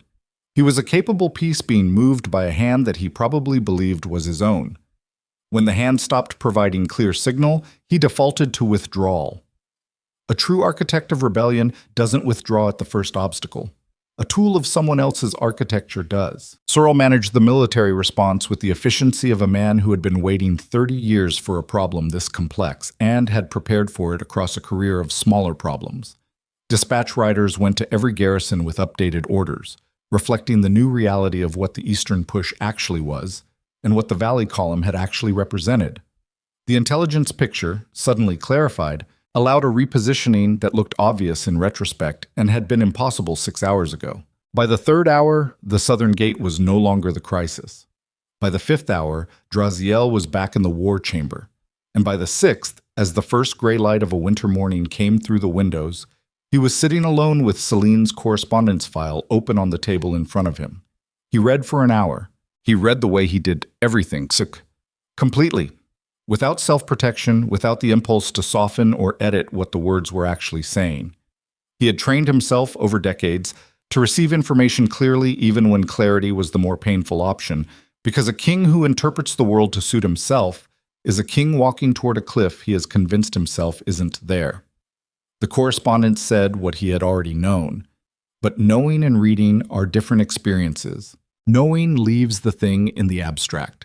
Reading puts it in specific sentences, in the handwriting of a specific woman on specific dates, with specific operational details that make the knowing concrete and irreversible. He closed the file when he was done. He sat for a moment. Then he wrote 2 orders. The first was addressed to the military commander of the Northern Territorial District, authorizing the detention of Marin Vell pending investigation, with instructions to seal the estate and hold all correspondence pending review. The second was addressed to his own messenger service, with instructions for delivery to the Northern Estate, to Celine directly. He wrote the second order carefully, not the letter itself, the instruction to deliver a specific message in specific words. The message said, "I know the shape of it. I know the hand that built it. What happens next depends on what you choose in the next 24 hours. There's still a version of this where you survive it. That version closes at dawn the day after tomorrow." He had said something similar to Kaylor, standing in the dark outside his gate. He meant it differently with Celine, because Kaylor was a piece, and pieces could be discarded. What Celine had built, the infrastructure of it, the years of patient construction, the specific genius of assembling something this complex without leaving visible tracks.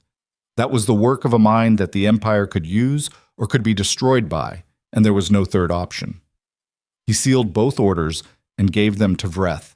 Then he sat alone in the gray morning with the correspondence file and the document case and the cold light coming through the war chamber windows. And he thought about what the next 24 hours were going to require of him. Not the military calculation. That was solvable. Kaylor was retreating, Dunvier was in custody, the capital was intact. The military problem had shifted from crisis to management. What the next 24 hours required was something else. It required him to make a decision about who he was going to be after this. Because here was the thing about being driven to the edge, to the actual edge, the place where the ground under the throne actually shifts and the infrastructure of identity that a man has built over decades gets stress-tested by something it was not designed to survive. The thing that no one tells you about that place is that it doesn't just threaten what you have. It reveals what you actually are underneath what you've built. Draziel Vaynor had built, over 31 years, a version of himself that was sufficient for the work. Controlled, precise, capable of extraordinary things in the cold register of strategic intelligence, capable of genuine connection only when the connection appeared safe enough to allow. He had spent 11 years on a throne believing that safety was a product of control, that if you controlled enough of the variables, the armies, the intelligence networks, the political alliances, the access people had to your genuine self, you could manufacture something that functioned like security. Tonight had finished the argument about whether that was true.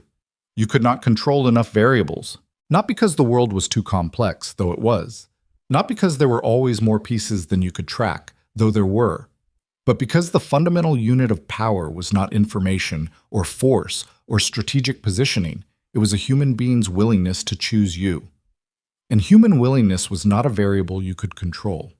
It was something you could only earn or not earn, and earning it required a version of himself that he had spent 31 years learning not to be. He sat with this for a long time. The city woke up below him, ordinary and unknowing, and he sat in the gray morning and understood that the man who had ridden into this night was not the man who was going to have to lead out of it. That man had been clever enough to survive. What came next was going to require more than cleverness. He was still sitting there when the door opened. Not Voss, not Sorel, not Vreth. Saris. She had been given a room.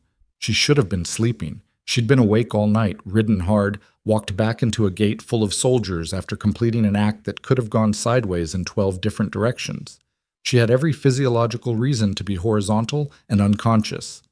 She was standing in his doorway in the gray morning light with 2 cups of something hot, and she looked at him with those level eyes and didn't ask if she could come in. She just walked in. She set 1 cup on the table. She sat down on the bench against the eastern wall, in the same position she'd sat in the last time they'd been in this room together before the world had completed its rotation into the shape it now occupied. She said nothing. He said nothing. Outside, the city continued waking up. Somewhere in the lower town, a market bell rang. The smell of wood smoke came through the window. Then Draziel picked up the cup and held it, the warmth of it against his palms, and said, very quietly, "She built 9 years of it." "Yes," Sarah said. "I didn't see it." "No, I'm a man who sees things," he said. Not with pride, with the specific cold bitterness of a man confronting a piece of self-knowledge that he cannot revise away or manage into something easier. "I built this empire on seeing things accurately, and she was 9 years of inaccuracy that I never corrected because I didn't want to look at that room." Ceres was quiet for a moment. Then she said, "You saw what she needed you to see. That's not a failure of your vision, that's a success of hers." She paused. "She is extraordinary. Whatever she built it with genuine craft. That doesn't make it less of a betrayal, it makes it more of one. But extraordinary things require extraordinary execution, and you are not a stupid man who missed an obvious thing. You are a very intelligent man who is managed by someone operating at a comparable level." She met his eyes. "That matters. Not because it makes you feel better, because it's accurate, and you need accurate information right now more than you need a clean place to put the failure." He looked at her. She looked back. And sitting in the gray morning of a city that did not yet know what had happened in its walls overnight, Draziel Vaynor found himself at a specific crossroads that had no elegant resolution and no path that preserved everything he'd been. The empire needed a king who could still function. The throne needed a man who had just had his understanding of the last 9 years rewritten and could operate inside the rewrite without breaking. And that man, the one capable of doing those things, was going to have to be built from different materials than the man who had ridden into last night. He was going to have to let the walls down, not because it was safe, because the walls had not, in the end, protected him. And a defense that doesn't defend is not a defense, it's just weight.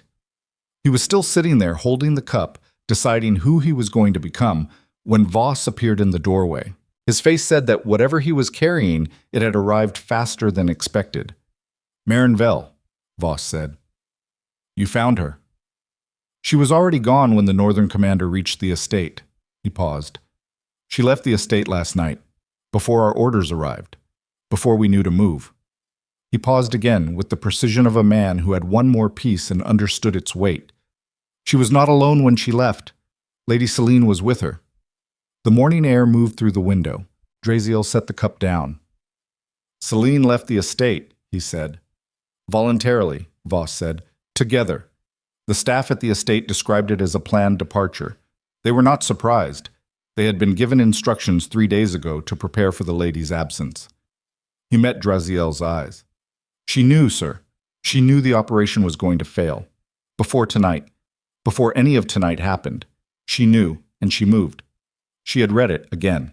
Even in collapse, she had read it and moved before the collapse became complete, which meant she was not in the north. She was somewhere unknown with the woman who had run her operation inside the palace for 15 years, carrying whatever she had decided to carry out of a situation that had gone wrong, and whatever came next was going to be built not on the clean terms that Draziel's letter had offered, but on the much harder terms of a woman who had already recalculated and was already 3 moves ahead. He stood. "Find her," he said, and the empire, fractured and breathing and still intact by the narrowest possible margin, waited to see what kind of king would emerge from the ruin of the night. She was 3 days ahead of him. That was the first fact.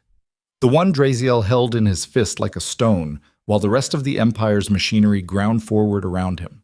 Kaelor's retreat being managed, Dunvir's custody being processed, the capital's garrison rotating back to standard positions after a night that most of the city still didn't fully understand. 3 days. In 3 days, a woman of Selene's intelligence and resources could be anywhere within the Empire's territory and several places outside it. Voss had 4 teams moving before the sun was fully up. It was not enough, and they both knew it. Draziel stood in the war chamber with the morning light coming gray and cold through the windows. and thought about a woman he had been married to for 9 years, moving through the world with 15 years of institutional knowledge about how his intelligence apparatus worked, where its gaps were, which routes it watched and which it didn't, what the timing of its rotations meant for a person trying to move without being found. She had built her escape before she built the operation. Of course she had. The escape was always the hardest part. The operation itself, the years of construction, the patient cultivation of Caelor and Dunvier, and the noble houses and Marinville embedded in the palace archives' proximity, that was craft, and Celine had craft in quantities that Draziel was still, even now, revising his assessment of. But the escape required something beyond craft. It required the specific discipline of planning your own exit while you were still fully invested in the entrance, before the outcome was known, before the pressure came. Most people couldn't do that. Most people's minds didn't work that way. They got absorbed in the operation and deferred the exit planning because the exit felt like failure, and nobody who was building something wanted to spend their building time designing the door they'd run through when it collapsed. Celine had designed that door first. He was almost certain of it. Sorrel came in at the second hour with a battle assessment that was, given the circumstances, considerably better than it had any right to be. Kaler's full withdrawal from the valley route was confirmed. The eastern push had dissolved the moment word reached its commanders that the valley column had failed to take the southern gate. Without the valley column arriving first to split Draziel's defensive attention, the eastern push had no viable path. It had gone from military operation to expensive demonstration overnight, and the men running it were experienced enough to know the difference. He'll regroup in the south, Sorrel said. The question is whether he has the will and the resources to rebuild for a second attempt, or whether last night broke something structural in the organization. The structural thing that broke, Draziel said, is that his intelligence source inside the palace is now in custody, and his command network just lost 12 hours of coordination because someone cut the signal. He's operating blind from a position of failed advance. He paused. He'll want a second attempt. Whether he can build one is a different question. How long do we have? Weeks. Maybe less if he has other resources we haven't mapped yet. He looked at the campaign map. I want our forward position at Selene reinforced by tomorrow night.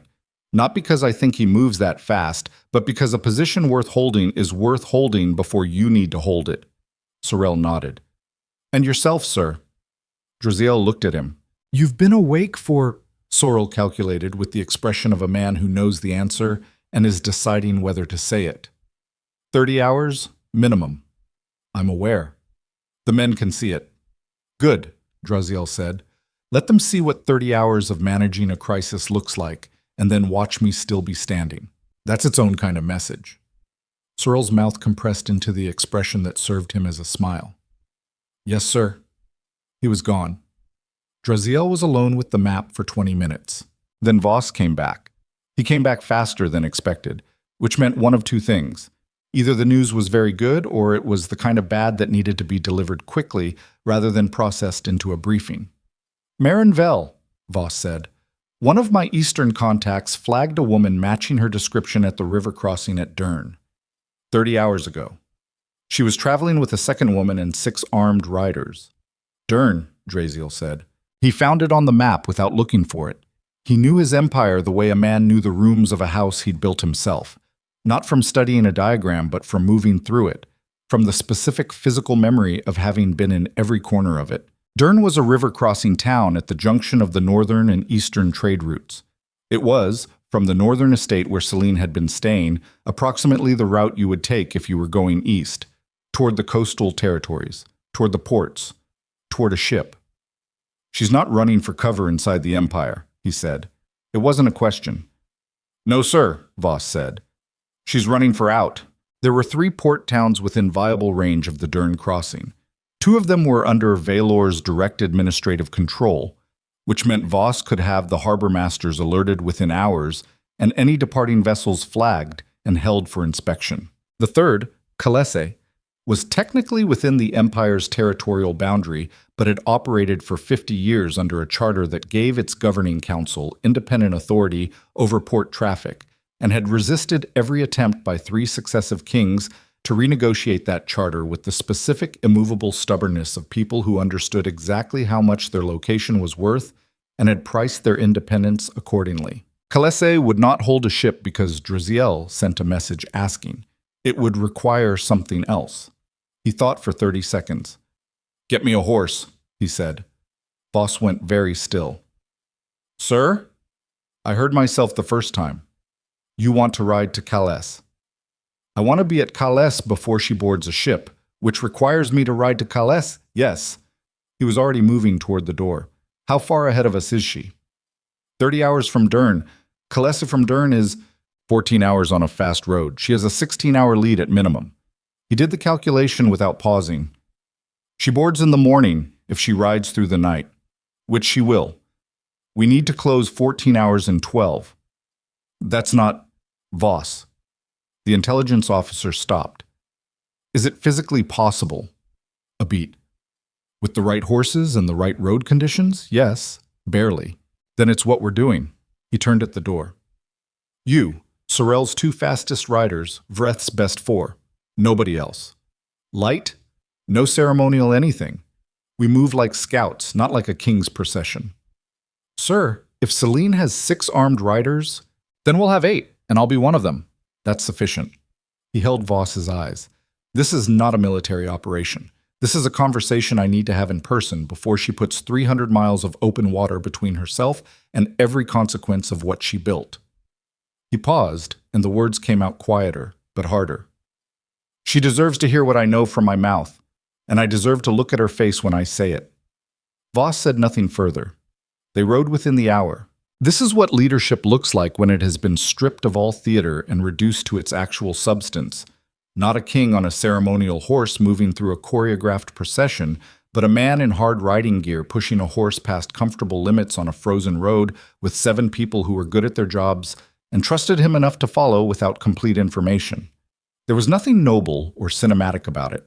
It was cold and physically brutal, and the road was bad in the valley sections, and twice in the first 4 hours they had to slow to navigate terrain that the horses couldn't manage at full pace. Draziel rode through it with his jaw set and his body accepting the punishment of 30 hours without sleep, followed by hard riding the way a structure accepted load. Not without strain, but without yielding. Because here is the truth about men built for endurance. The thing that looks from the outside like either strength or stubbornness depending on your perspective. The body will follow the mind for longer than the body thinks possible, if the mind is sufficiently committed to the destination. Pain is information. Exhaustion is information. Both are useful. Neither one is a command. They covered the 14 hours in 11 and a half. Calais appeared at dawn, a coastal town built on the graduated cliffs that dropped to the harbor, white-walled buildings terraced down to the water. The harbor itself still and gray in the early light, with 6 ships at anchor and 2 in the process of being provisioned at the main dock. Draziel stopped his horse at the cliff road above the harbor and looked down. One of the ships at the dock had people loading it.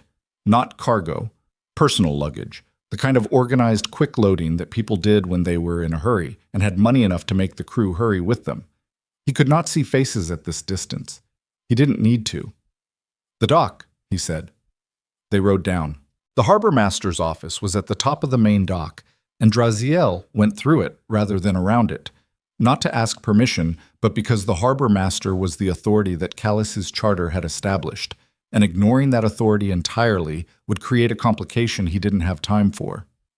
He stopped in the doorway of the office, looked at the man behind the desk, 50, broad, with the specific weathered pragmatism of someone who had managed a charter port for 20 years and was not easily impressed by arrivals, and said, "The ship at the second dock. Who chartered it?"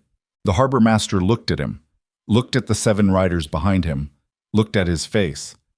"Private charter," the harbor master said. "Registered 2 days ago through an intermediary.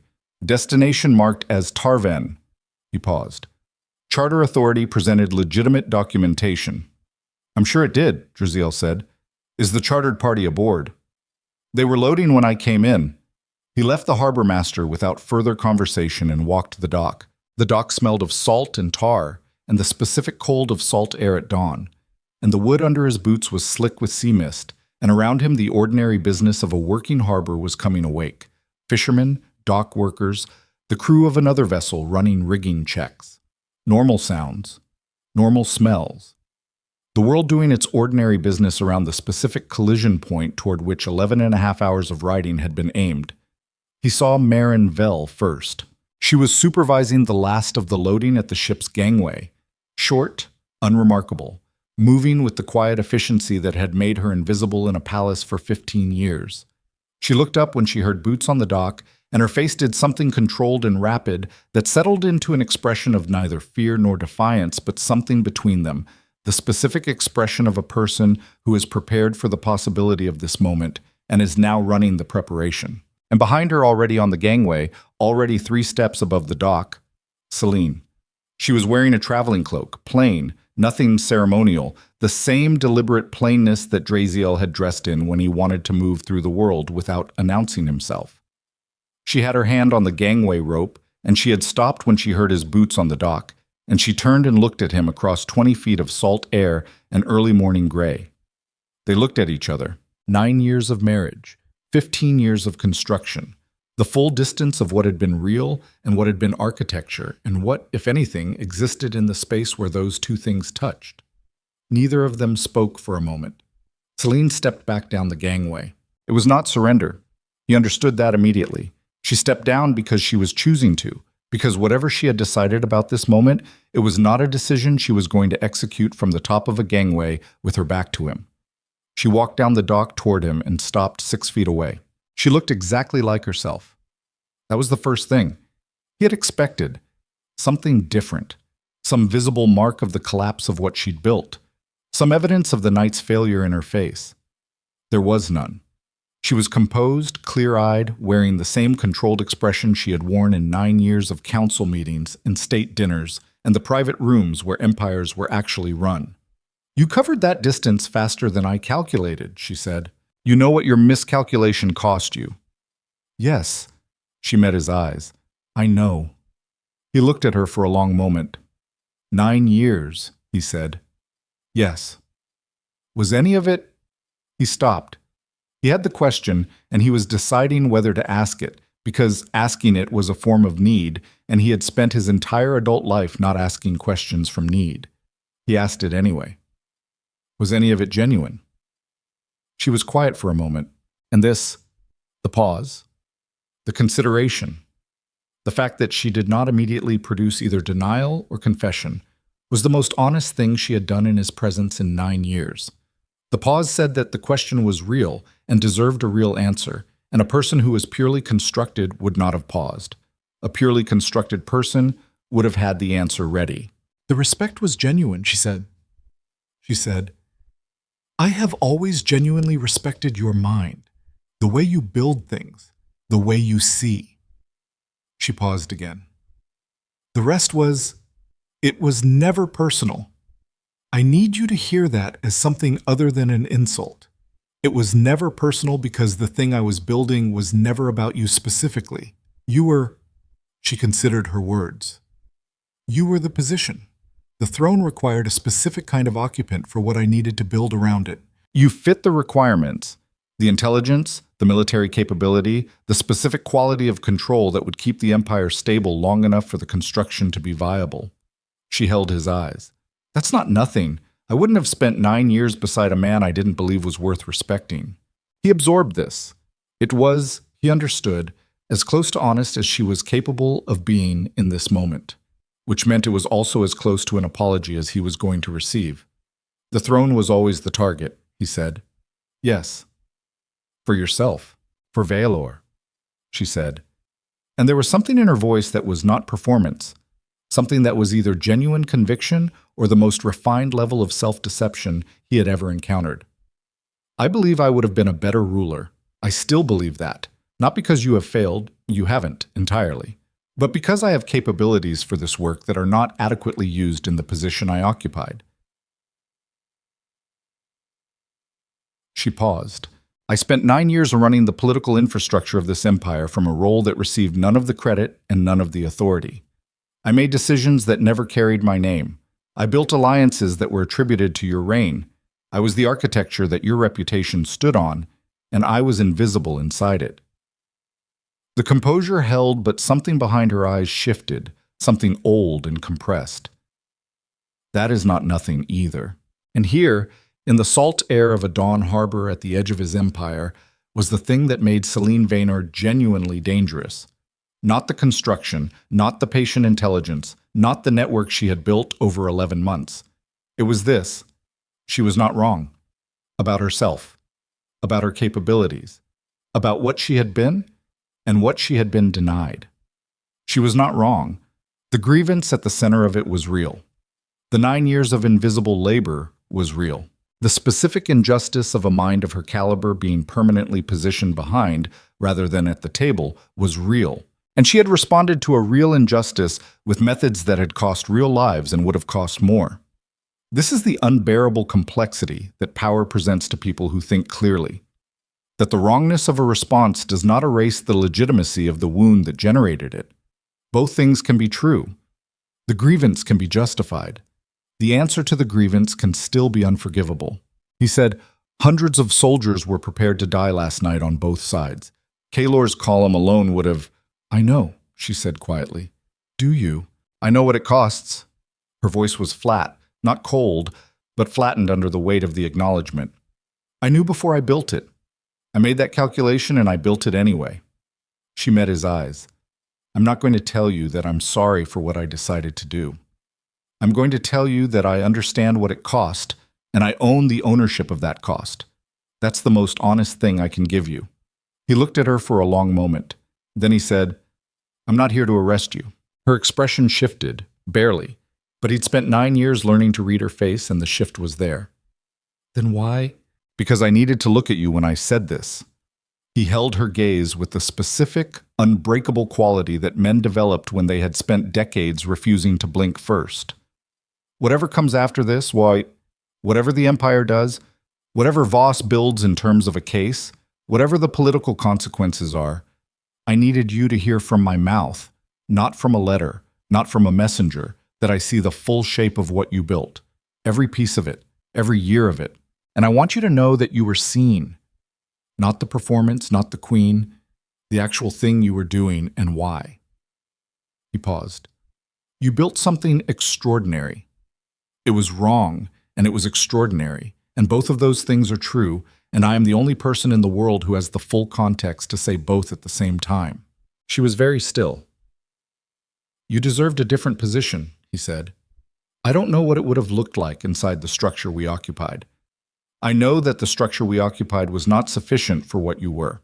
I am telling you that because it's true, and because I have spent 9 years not seeing it clearly enough to say it.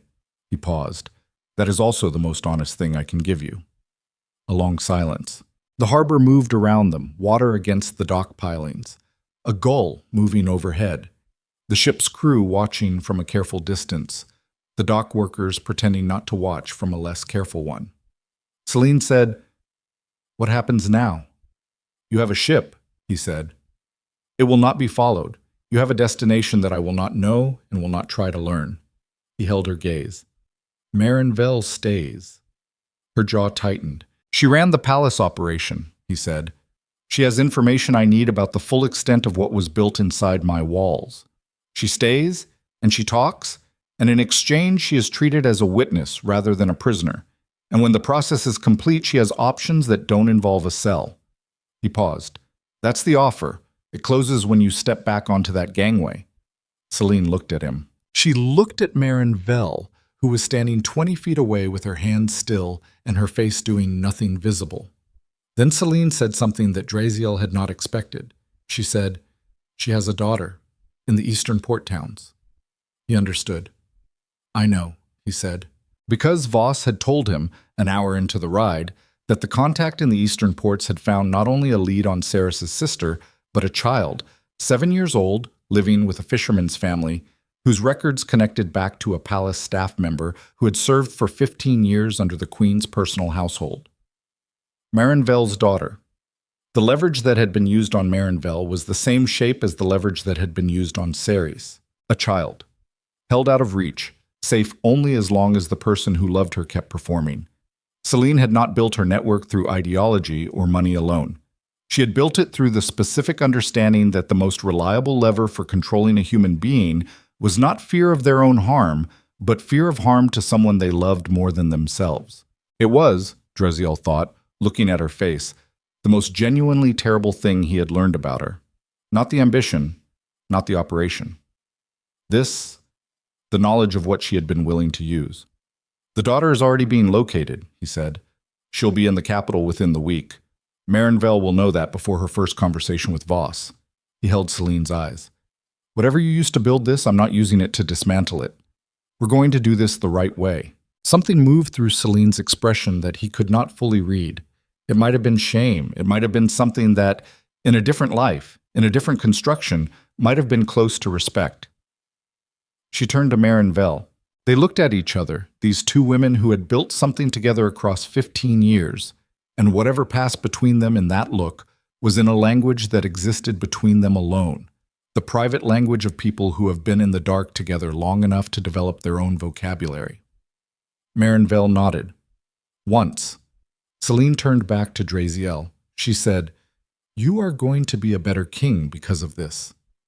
"I know," he said. That was not a compliment. "I know that too." She held his gaze for one more moment. Then she turned and walked back to the gangway and up it, and the crew, reading the situation with the sailor's instinct for knowing when a departure had been decided, began casting off lines. Draziel watched until the ship began to move. He watched until the gray water opened between the hull and the dock. He watched until the ship was far enough out that her figure on the deck was indistinguishable from the crew, and then indistinguishable from the vessel itself. And then the vessel was moving into the gray morning water of the harbor mouth, and the winter light was falling on it flat and cold and indifferent. He turned away. Vreth and the four palace guard were behind him, Voss beside him. Marinvell stood at the edge of the dock with her hands at her sides, and her face composed and her eyes on the water where the ship was getting smaller. He walked to where she stood. He stopped beside her. He looked at the water. "Your daughter's name," he said. She looked at him. "Tess," she said. "Tess will be in the capital by end of week," he said. "You have my word on that. Not the king's word. My word." He paused. "There's a difference. I know you've spent long enough inside this palace to understand the difference." She was quiet for a moment. Then she said, in a voice that was doing significant structural work to stay level, "She's 7. She doesn't know where I've been. She thinks I'm on a long assignment." "She'll be told you're coming home," he said. Marinvell looked at the water for a long moment. Then she said, very quietly, "I'll tell you everything." He nodded. He walked back up the dock, and behind him the harbor continued its ordinary morning, and the ship carrying Celine Vayner grew smaller against the gray horizon, and the Empire waited in its fractured, breathing, somehow still standing state for the man who was walking back up the dock to decide what he was going to build next. Voss fell into step beside him. "The capital," Voss said. "Kaelor is regrouping faster than projected. We have reporting from the southern garrisons that suggest he moved his main camp overnight. Not retreat, reposition. He has supply lines still functioning through..." "Voss?" "Sir?" "Give me 5 minutes."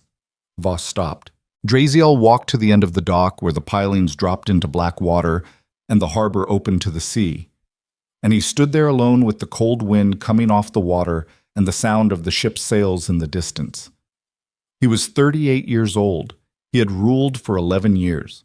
He had won 6 wars and lost a marriage and been betrayed by someone who had built the betrayal across 9 years of proximity. And he had ridden 11 hours on no sleep to stand on a dock and watch her ship sail. And somewhere in the city behind him was a woman who had come back through a gate full of soldiers carrying his most sensitive files and her own fear. And somewhere in the southern territories was a commander who was repositioning rather than retreating, which meant the war was not over. And somewhere inside the palace he was going back to were the first fragile beginnings of a different way of being a king. He thought about what Celine had said. "You're going to be a better king because of this." Not a compliment. An observation from a woman who had spent 9 years studying him with a precision that he had never reciprocated, who understood the specific mechanism by which catastrophe produced growth in a person of his particular construction. She was right. She had been right about most things. The rightness of her assessments was not diminished by the wrongness of what she had done with them. He stood at the end of the dock and let the cold come through the riding gear and breathed the salt air and understood, in the quiet, irreversible way that only survived catastrophe could teach, that the man who had walked into the last 48 hours was finished. Not dead, not broken. Finished, in the specific sense that a thing is finished when it has run its full course and the material it was made from is now available to be made into something different. He turned around. Voss was waiting. Vreth, the riders, Marinvel standing apart, and already in the back of his mind, below the exhaustion and the grief and the cold, the specific mechanism of his intelligence was beginning to move again, mapping the Kylor problem in its new configuration, calculating the adjustments to the garrison deployments, identifying the sequence of political moves that would stabilize the capital's internal position in the weeks ahead. He was not done. He was, in the most literal possible sense, just beginning.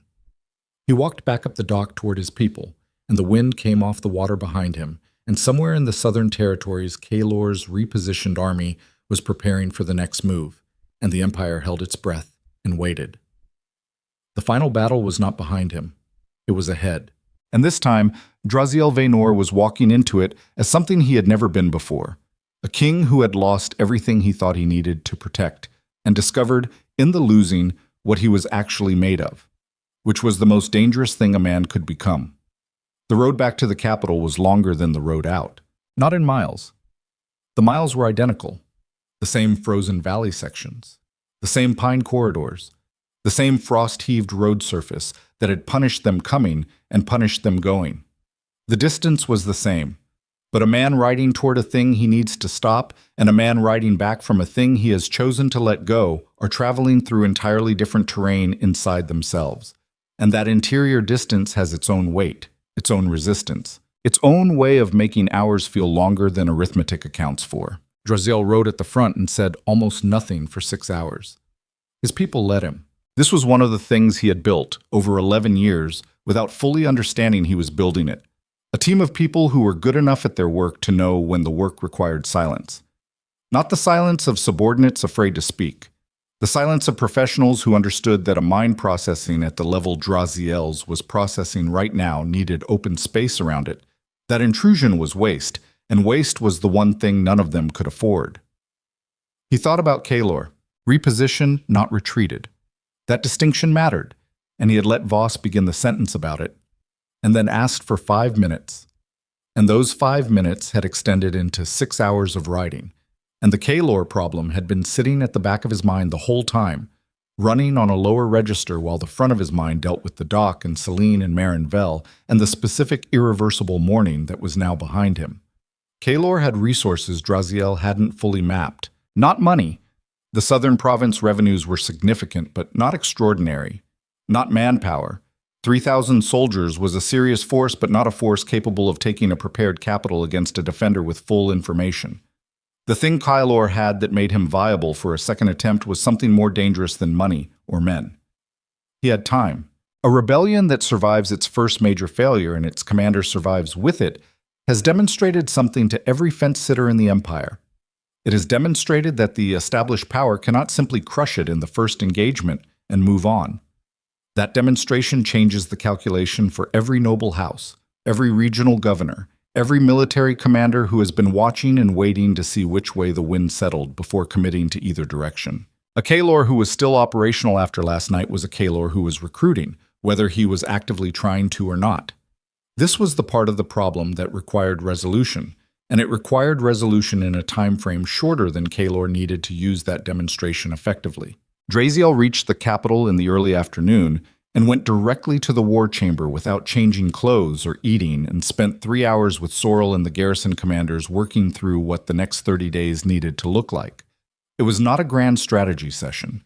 It was the specific, granular, unglamorous work of closing gaps, identifying the resource flows that were keeping Kylor's repositioned camp functional and finding ways to interrupt them, identifying the regional governors whose loyalty was currently flexible and finding ways to make it less so, identifying the timeline for Kylor's next viable move, and ensuring that Vaylor's defensive position was inside that timeline rather than reacting to it. By the end of the 3 hours, it was clear that the window was 2 weeks. In 2 weeks, if Kylor had not received sufficient additional resource commitment from the fence-sitters his survival had impressed, His operational capacity would begin to degrade. The supply lines were long. The winter was getting harder. 3,000 soldiers in a winter camp without a clear strategic success to justify the continued investment was a 3,000-soldier argument for going home. Draziel's job for the next 2 weeks was to ensure that no new commitment materialized. Not through military force, not yet, not primarily. Through the specific application of political pressure to the people Kaylor needed to convert, making the cost of commitment visibly higher than the potential return. Some of those people would respond to threats. Some would respond to inducements. Some would respond to the careful presentation of information that made Kaylor's long-term viability look like the worst bet. All of it required the kind of sustained, invisible, multi-threaded attention that Draziel had built his reign on, and which he was going to have to conduct while running on the ragged end of 2 days without sleep. He slept for 5 hours. Then he worked. The 2 weeks were the hardest of his reign, not because of any single crisis, but because of the sustained pressure of a dozen smaller ones, each of them manageable individually and collectively, forming a load that he carried through the specific combination of discipline and stubbornness that had always been the actual engine of his capability. Not brilliance, not inspiration, but the grinding daily refusal to put down the weight until the work was done. Marinvell talked. She talked with the specific, organized completeness of a woman who had decided that full disclosure was the only transaction that protected her daughter, and she was systematic about it. Dates, names, communication routes, decision points, the specific moments where the operation had been modified in response to new information. She talked for 4 days straight, and Voss recorded every word, and at the end of it, Draziel had the most comprehensive picture he had ever possessed of how his own palace had been penetrated and how that penetration had been sustained for 15 years without detection. It was not comfortable reading. It identified 4 additional individuals inside the palace apparatus who had been providing information knowingly or unknowingly to Celine's network. 2 of them were immediately suspended pending review. One of them, when confronted with the evidence, disclosed additional information that led to a 5th. The 5th was a courier who had been running correspondence between the palace and the northern estate for 6 years, and had believed, until Voss sat across from him in a small room and put the documented record of his activities on the table, that he was serving the Queen's legitimate communications interest. He hadn't known what he was carrying. He was released. The 2 who had known were court-martialed in a process that Draziel kept as quiet as possible and as thorough as the law required, not because he was afraid of the public knowing, but because a public court-martial became a performance, and performances drew attention away from the actual work of resolution and toward the theater of accountability, and he had had enough theater. On the 9th day, a message arrived from Kaylor, not through military channels, through a trade intermediary in the southern provinces, a route that was, as Voss observed with something that might have been professional admiration in a man less controlled, the cleanest possible way to initiate a communication that had plausible deniability attached to it if the other party chose not to respond. Kaylor was not surrendering, but he was talking. The message was careful and brief and stripped of the moral framing that Kaylor had been using publicly to justify his position. It said, in the language of a man who had reassessed his options and found them less robust than he'd believed 2 weeks ago, that he was prepared to discuss terms that addressed the legitimate grievances of the southern provinces in exchange for a cessation of the current military posture. Legitimate grievances. There was always that phrase. In every rebellion Draziel had ever read about, and in the 3 he had managed during his reign, there was always that phrase.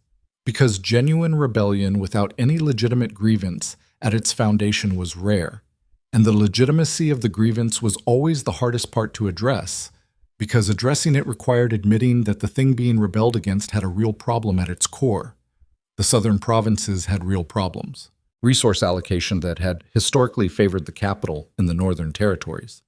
Infrastructure investment that lagged behind comparable regions.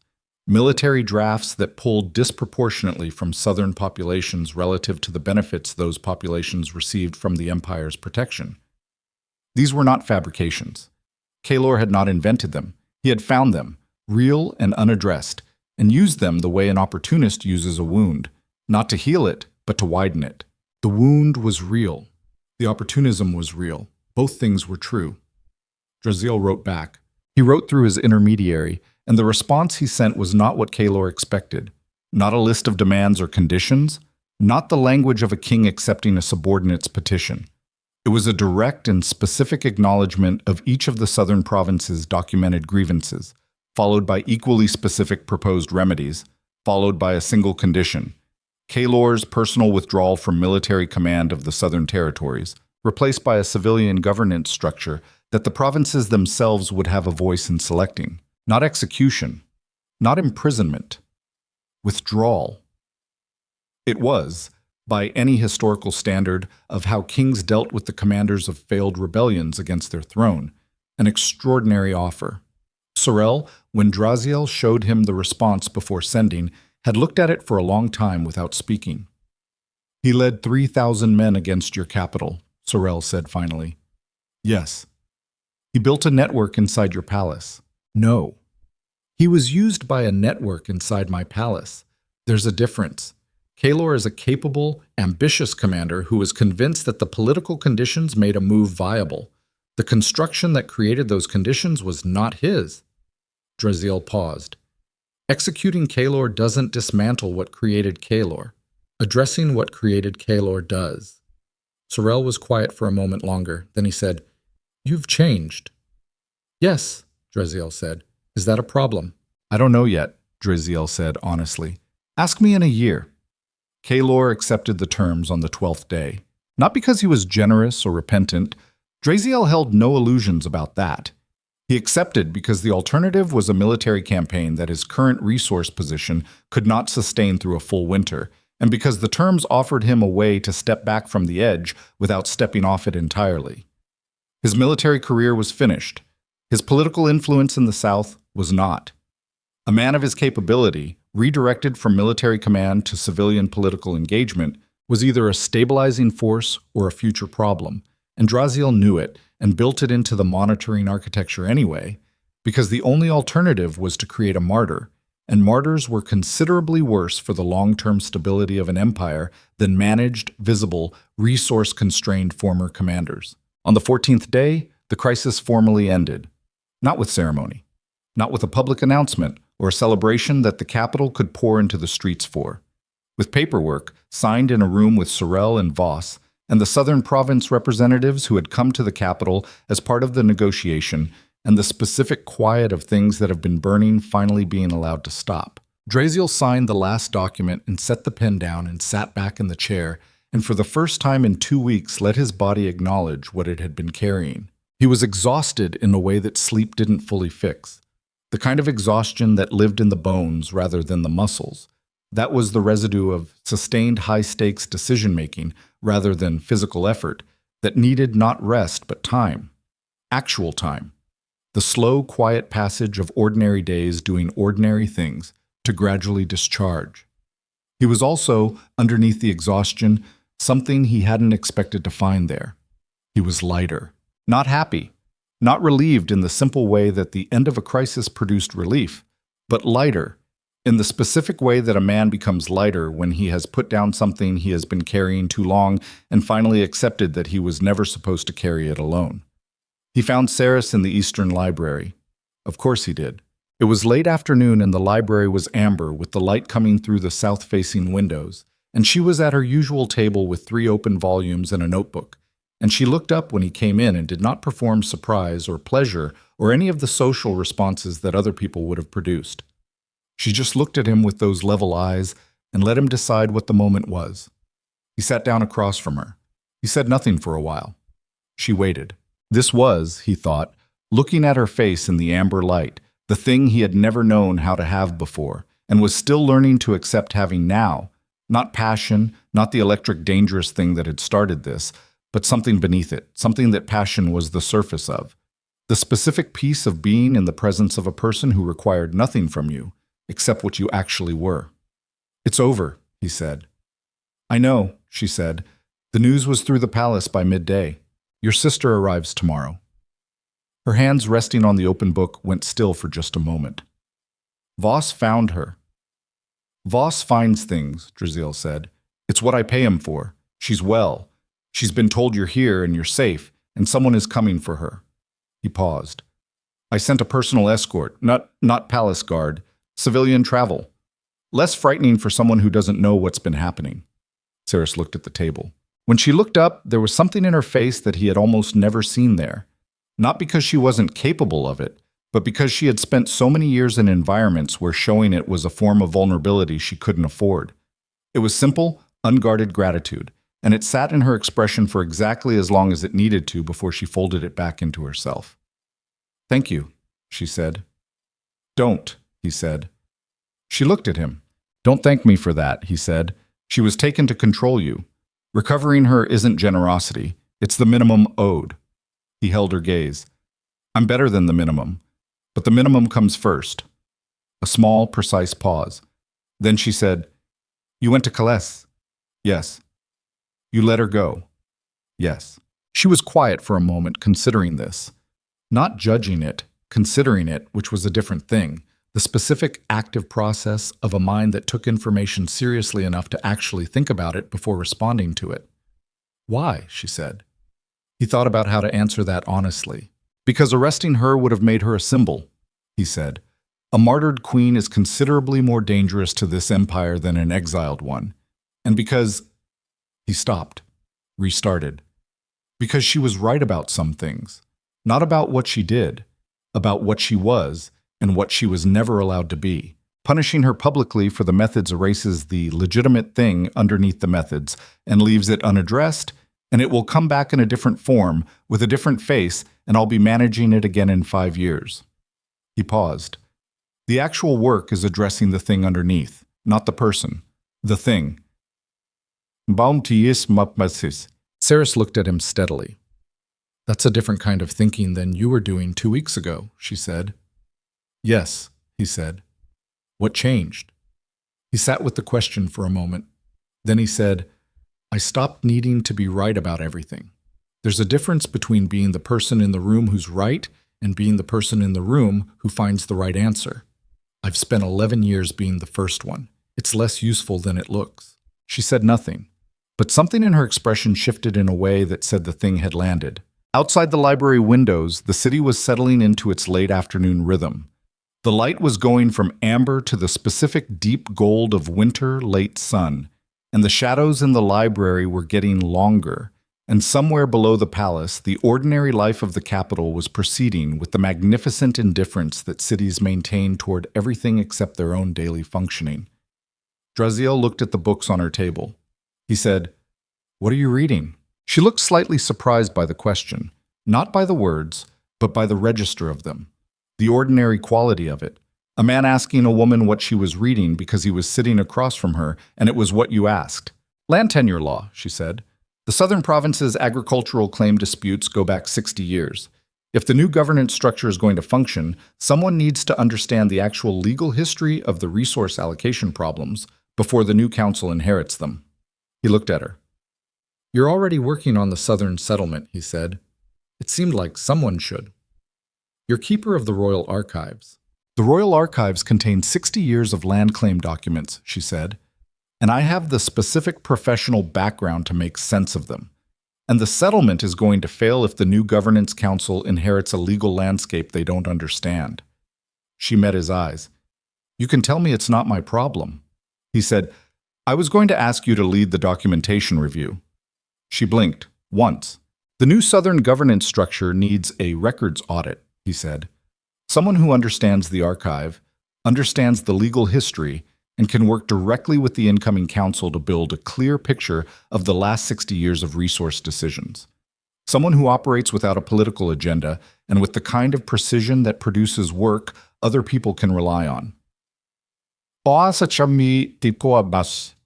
He paused. "That's the job, if you want it. Actual authority, actual accountability, not archive keeper, council liaison for historical documentation. It's a different position."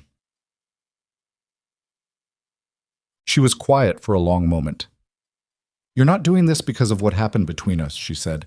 "I'm doing it because you're the most capable person I know for this specific work, and it needs doing. The thing between us is a separate matter." "They're not entirely separate." "No," he said, "they're not entirely separate, But one of them is the reason you're qualified for the job, and one of them is something we figure out on its own terms, and I'm not letting one contaminate the other in either direction." He held her gaze. "That's the offer. Take it or don't on the basis of whether you want the work." She looked at him for a long moment. Then she said, "I want the work." "Good." The sun dropped below the window line, and the library went from gold to gray, and neither of them moved to light a lamp, sitting in the gathering dusk with the amber residue of the afternoon still in the room. He thought about what he was, not in the abstract philosophical way, not the question of what a king was or what power was or what leadership required. In the specific, particular way of a man who has survived something that was designed to end him and is now sitting in a library at dusk looking at the actual texture of what he was made of. He was not the thing he had believed he was at the beginning of all this. He was not the controlled, self-sufficient, fully armored figure that 11 years of deliberate construction had produced. That figure had been competent. It had been sufficient for a long time. It had won wars and built infrastructure and kept an empire functional through considerable difficulty. It had also been, in the specific way that all incomplete things are lonely, profoundly alone. Not alone in the way of isolation. He had been surrounded by people every day of his reign. Alone in the way of a man who has decided that connection is a liability and has organized his inner life accordingly, building efficiency where intimacy might have lived, building control where trust might have lived, building the cold, beautiful machine of competent power where a human being might have lived instead. The human being had gotten out anyway, through Ceres, through the Eastern Library and the midnight conversations and the specific patient pressure of a woman who had never once asked him to be less than he was, and had simply, stubbornly, been entirely herself in his proximity until the machine had developed a crack it couldn't repair. He was grateful for the crack, even now, even with everything that had come through it, because a man with no cracks in him is a man who cannot be reached, and a man who cannot be reached is a man who cannot grow, and growth, the real kind, the kind that cost something, the kind that came from being genuinely changed by contact with the world rather than merely adapting to it, was the only thing that made the years mean something beyond survival. He had survived before. He was going to do something harder than survival now. He was going to rebuild, not the empire. The empire was intact, fractured but functional, capable of being repaired through the specific steady work of a sustained peace. The empire would be fine. Empires were resilient in the way large structures were resilient, absorbing damage and finding new load paths and continuing to stand. He was going to rebuild himself. The version of him that understood that power was not the point. That the point, the actual point, the thing underneath all of it, was what you did with it, what you built. Whether what you built was worth the cost of building it, whether the people affected by your decisions were better or worse for your having made them. Whether the man inside the machine was worth knowing. He was going to find out. He stood. Ceres looked up. "I'm going to the western balcony," he said. "The city looks different from there at this hour." She looked at him. He said, "Come if you want." She closed the book. She came. They stood on the western balcony as the last light went out of the winter sky and the city below lit itself up in the piecemeal way that cities did. A lamp here, a fire there, the gradual accumulation of small lights that turned the dark into something inhabited and warm. No music, no celebration. Just the city doing what cities did, and the two of them standing at the edge of it, and the cold air between them and the empire below. Ceres said, "Do you regret it?" He looked at the city for a long moment. He thought about what regret actually was, when you stripped it of its sentimentality. Not the wish that things had been different, but the honest assessment of whether the choices made could have been better with the information available at the time of making them. "I regret the cost to other people," he said. "The soldiers, the families in the southern towns, the people whose lives got bent out of shape by a conflict they didn't choose." He paused. "I don't regret what I learned. I don't regret who I became on the other side of it." He turned and looked at her. "I regret that it took this to get me here, that I couldn't have arrived at this version of myself through something less destructive." He held her gaze. "But that's not how it works. You don't get to choose the thing that cracks you open. You only get to choose what you do after." She was quiet for a moment, then she said, "That's the first genuinely humble thing I've ever heard you say." "Don't get comfortable," he said. "It's not a permanent condition." She almost smiled. Almost. The city breathed below them, patient and ordinary, and entirely unconcerned with the specific reckoning that had just completed itself on the balcony above it. This was, Draziel thought, the most honest thing about cities: their indifference. They did not care about kings or betrayal or the particular interior architecture of men who had learned something difficult. They cared about bread prices and weather and the state of the roads and whether the lamp oil supply held through winter. They were magnificently, essentially human in that way. He had spent 11 years trying to manage them. He was going to spend the next years trying to serve them. The difference was not small. He placed both hands on the stone railing and felt the cold of it against his palms, and breathed the cold air and let the city be what it was below him: complicated, alive, uncontrollable, worth it. The empire had survived. He had survived.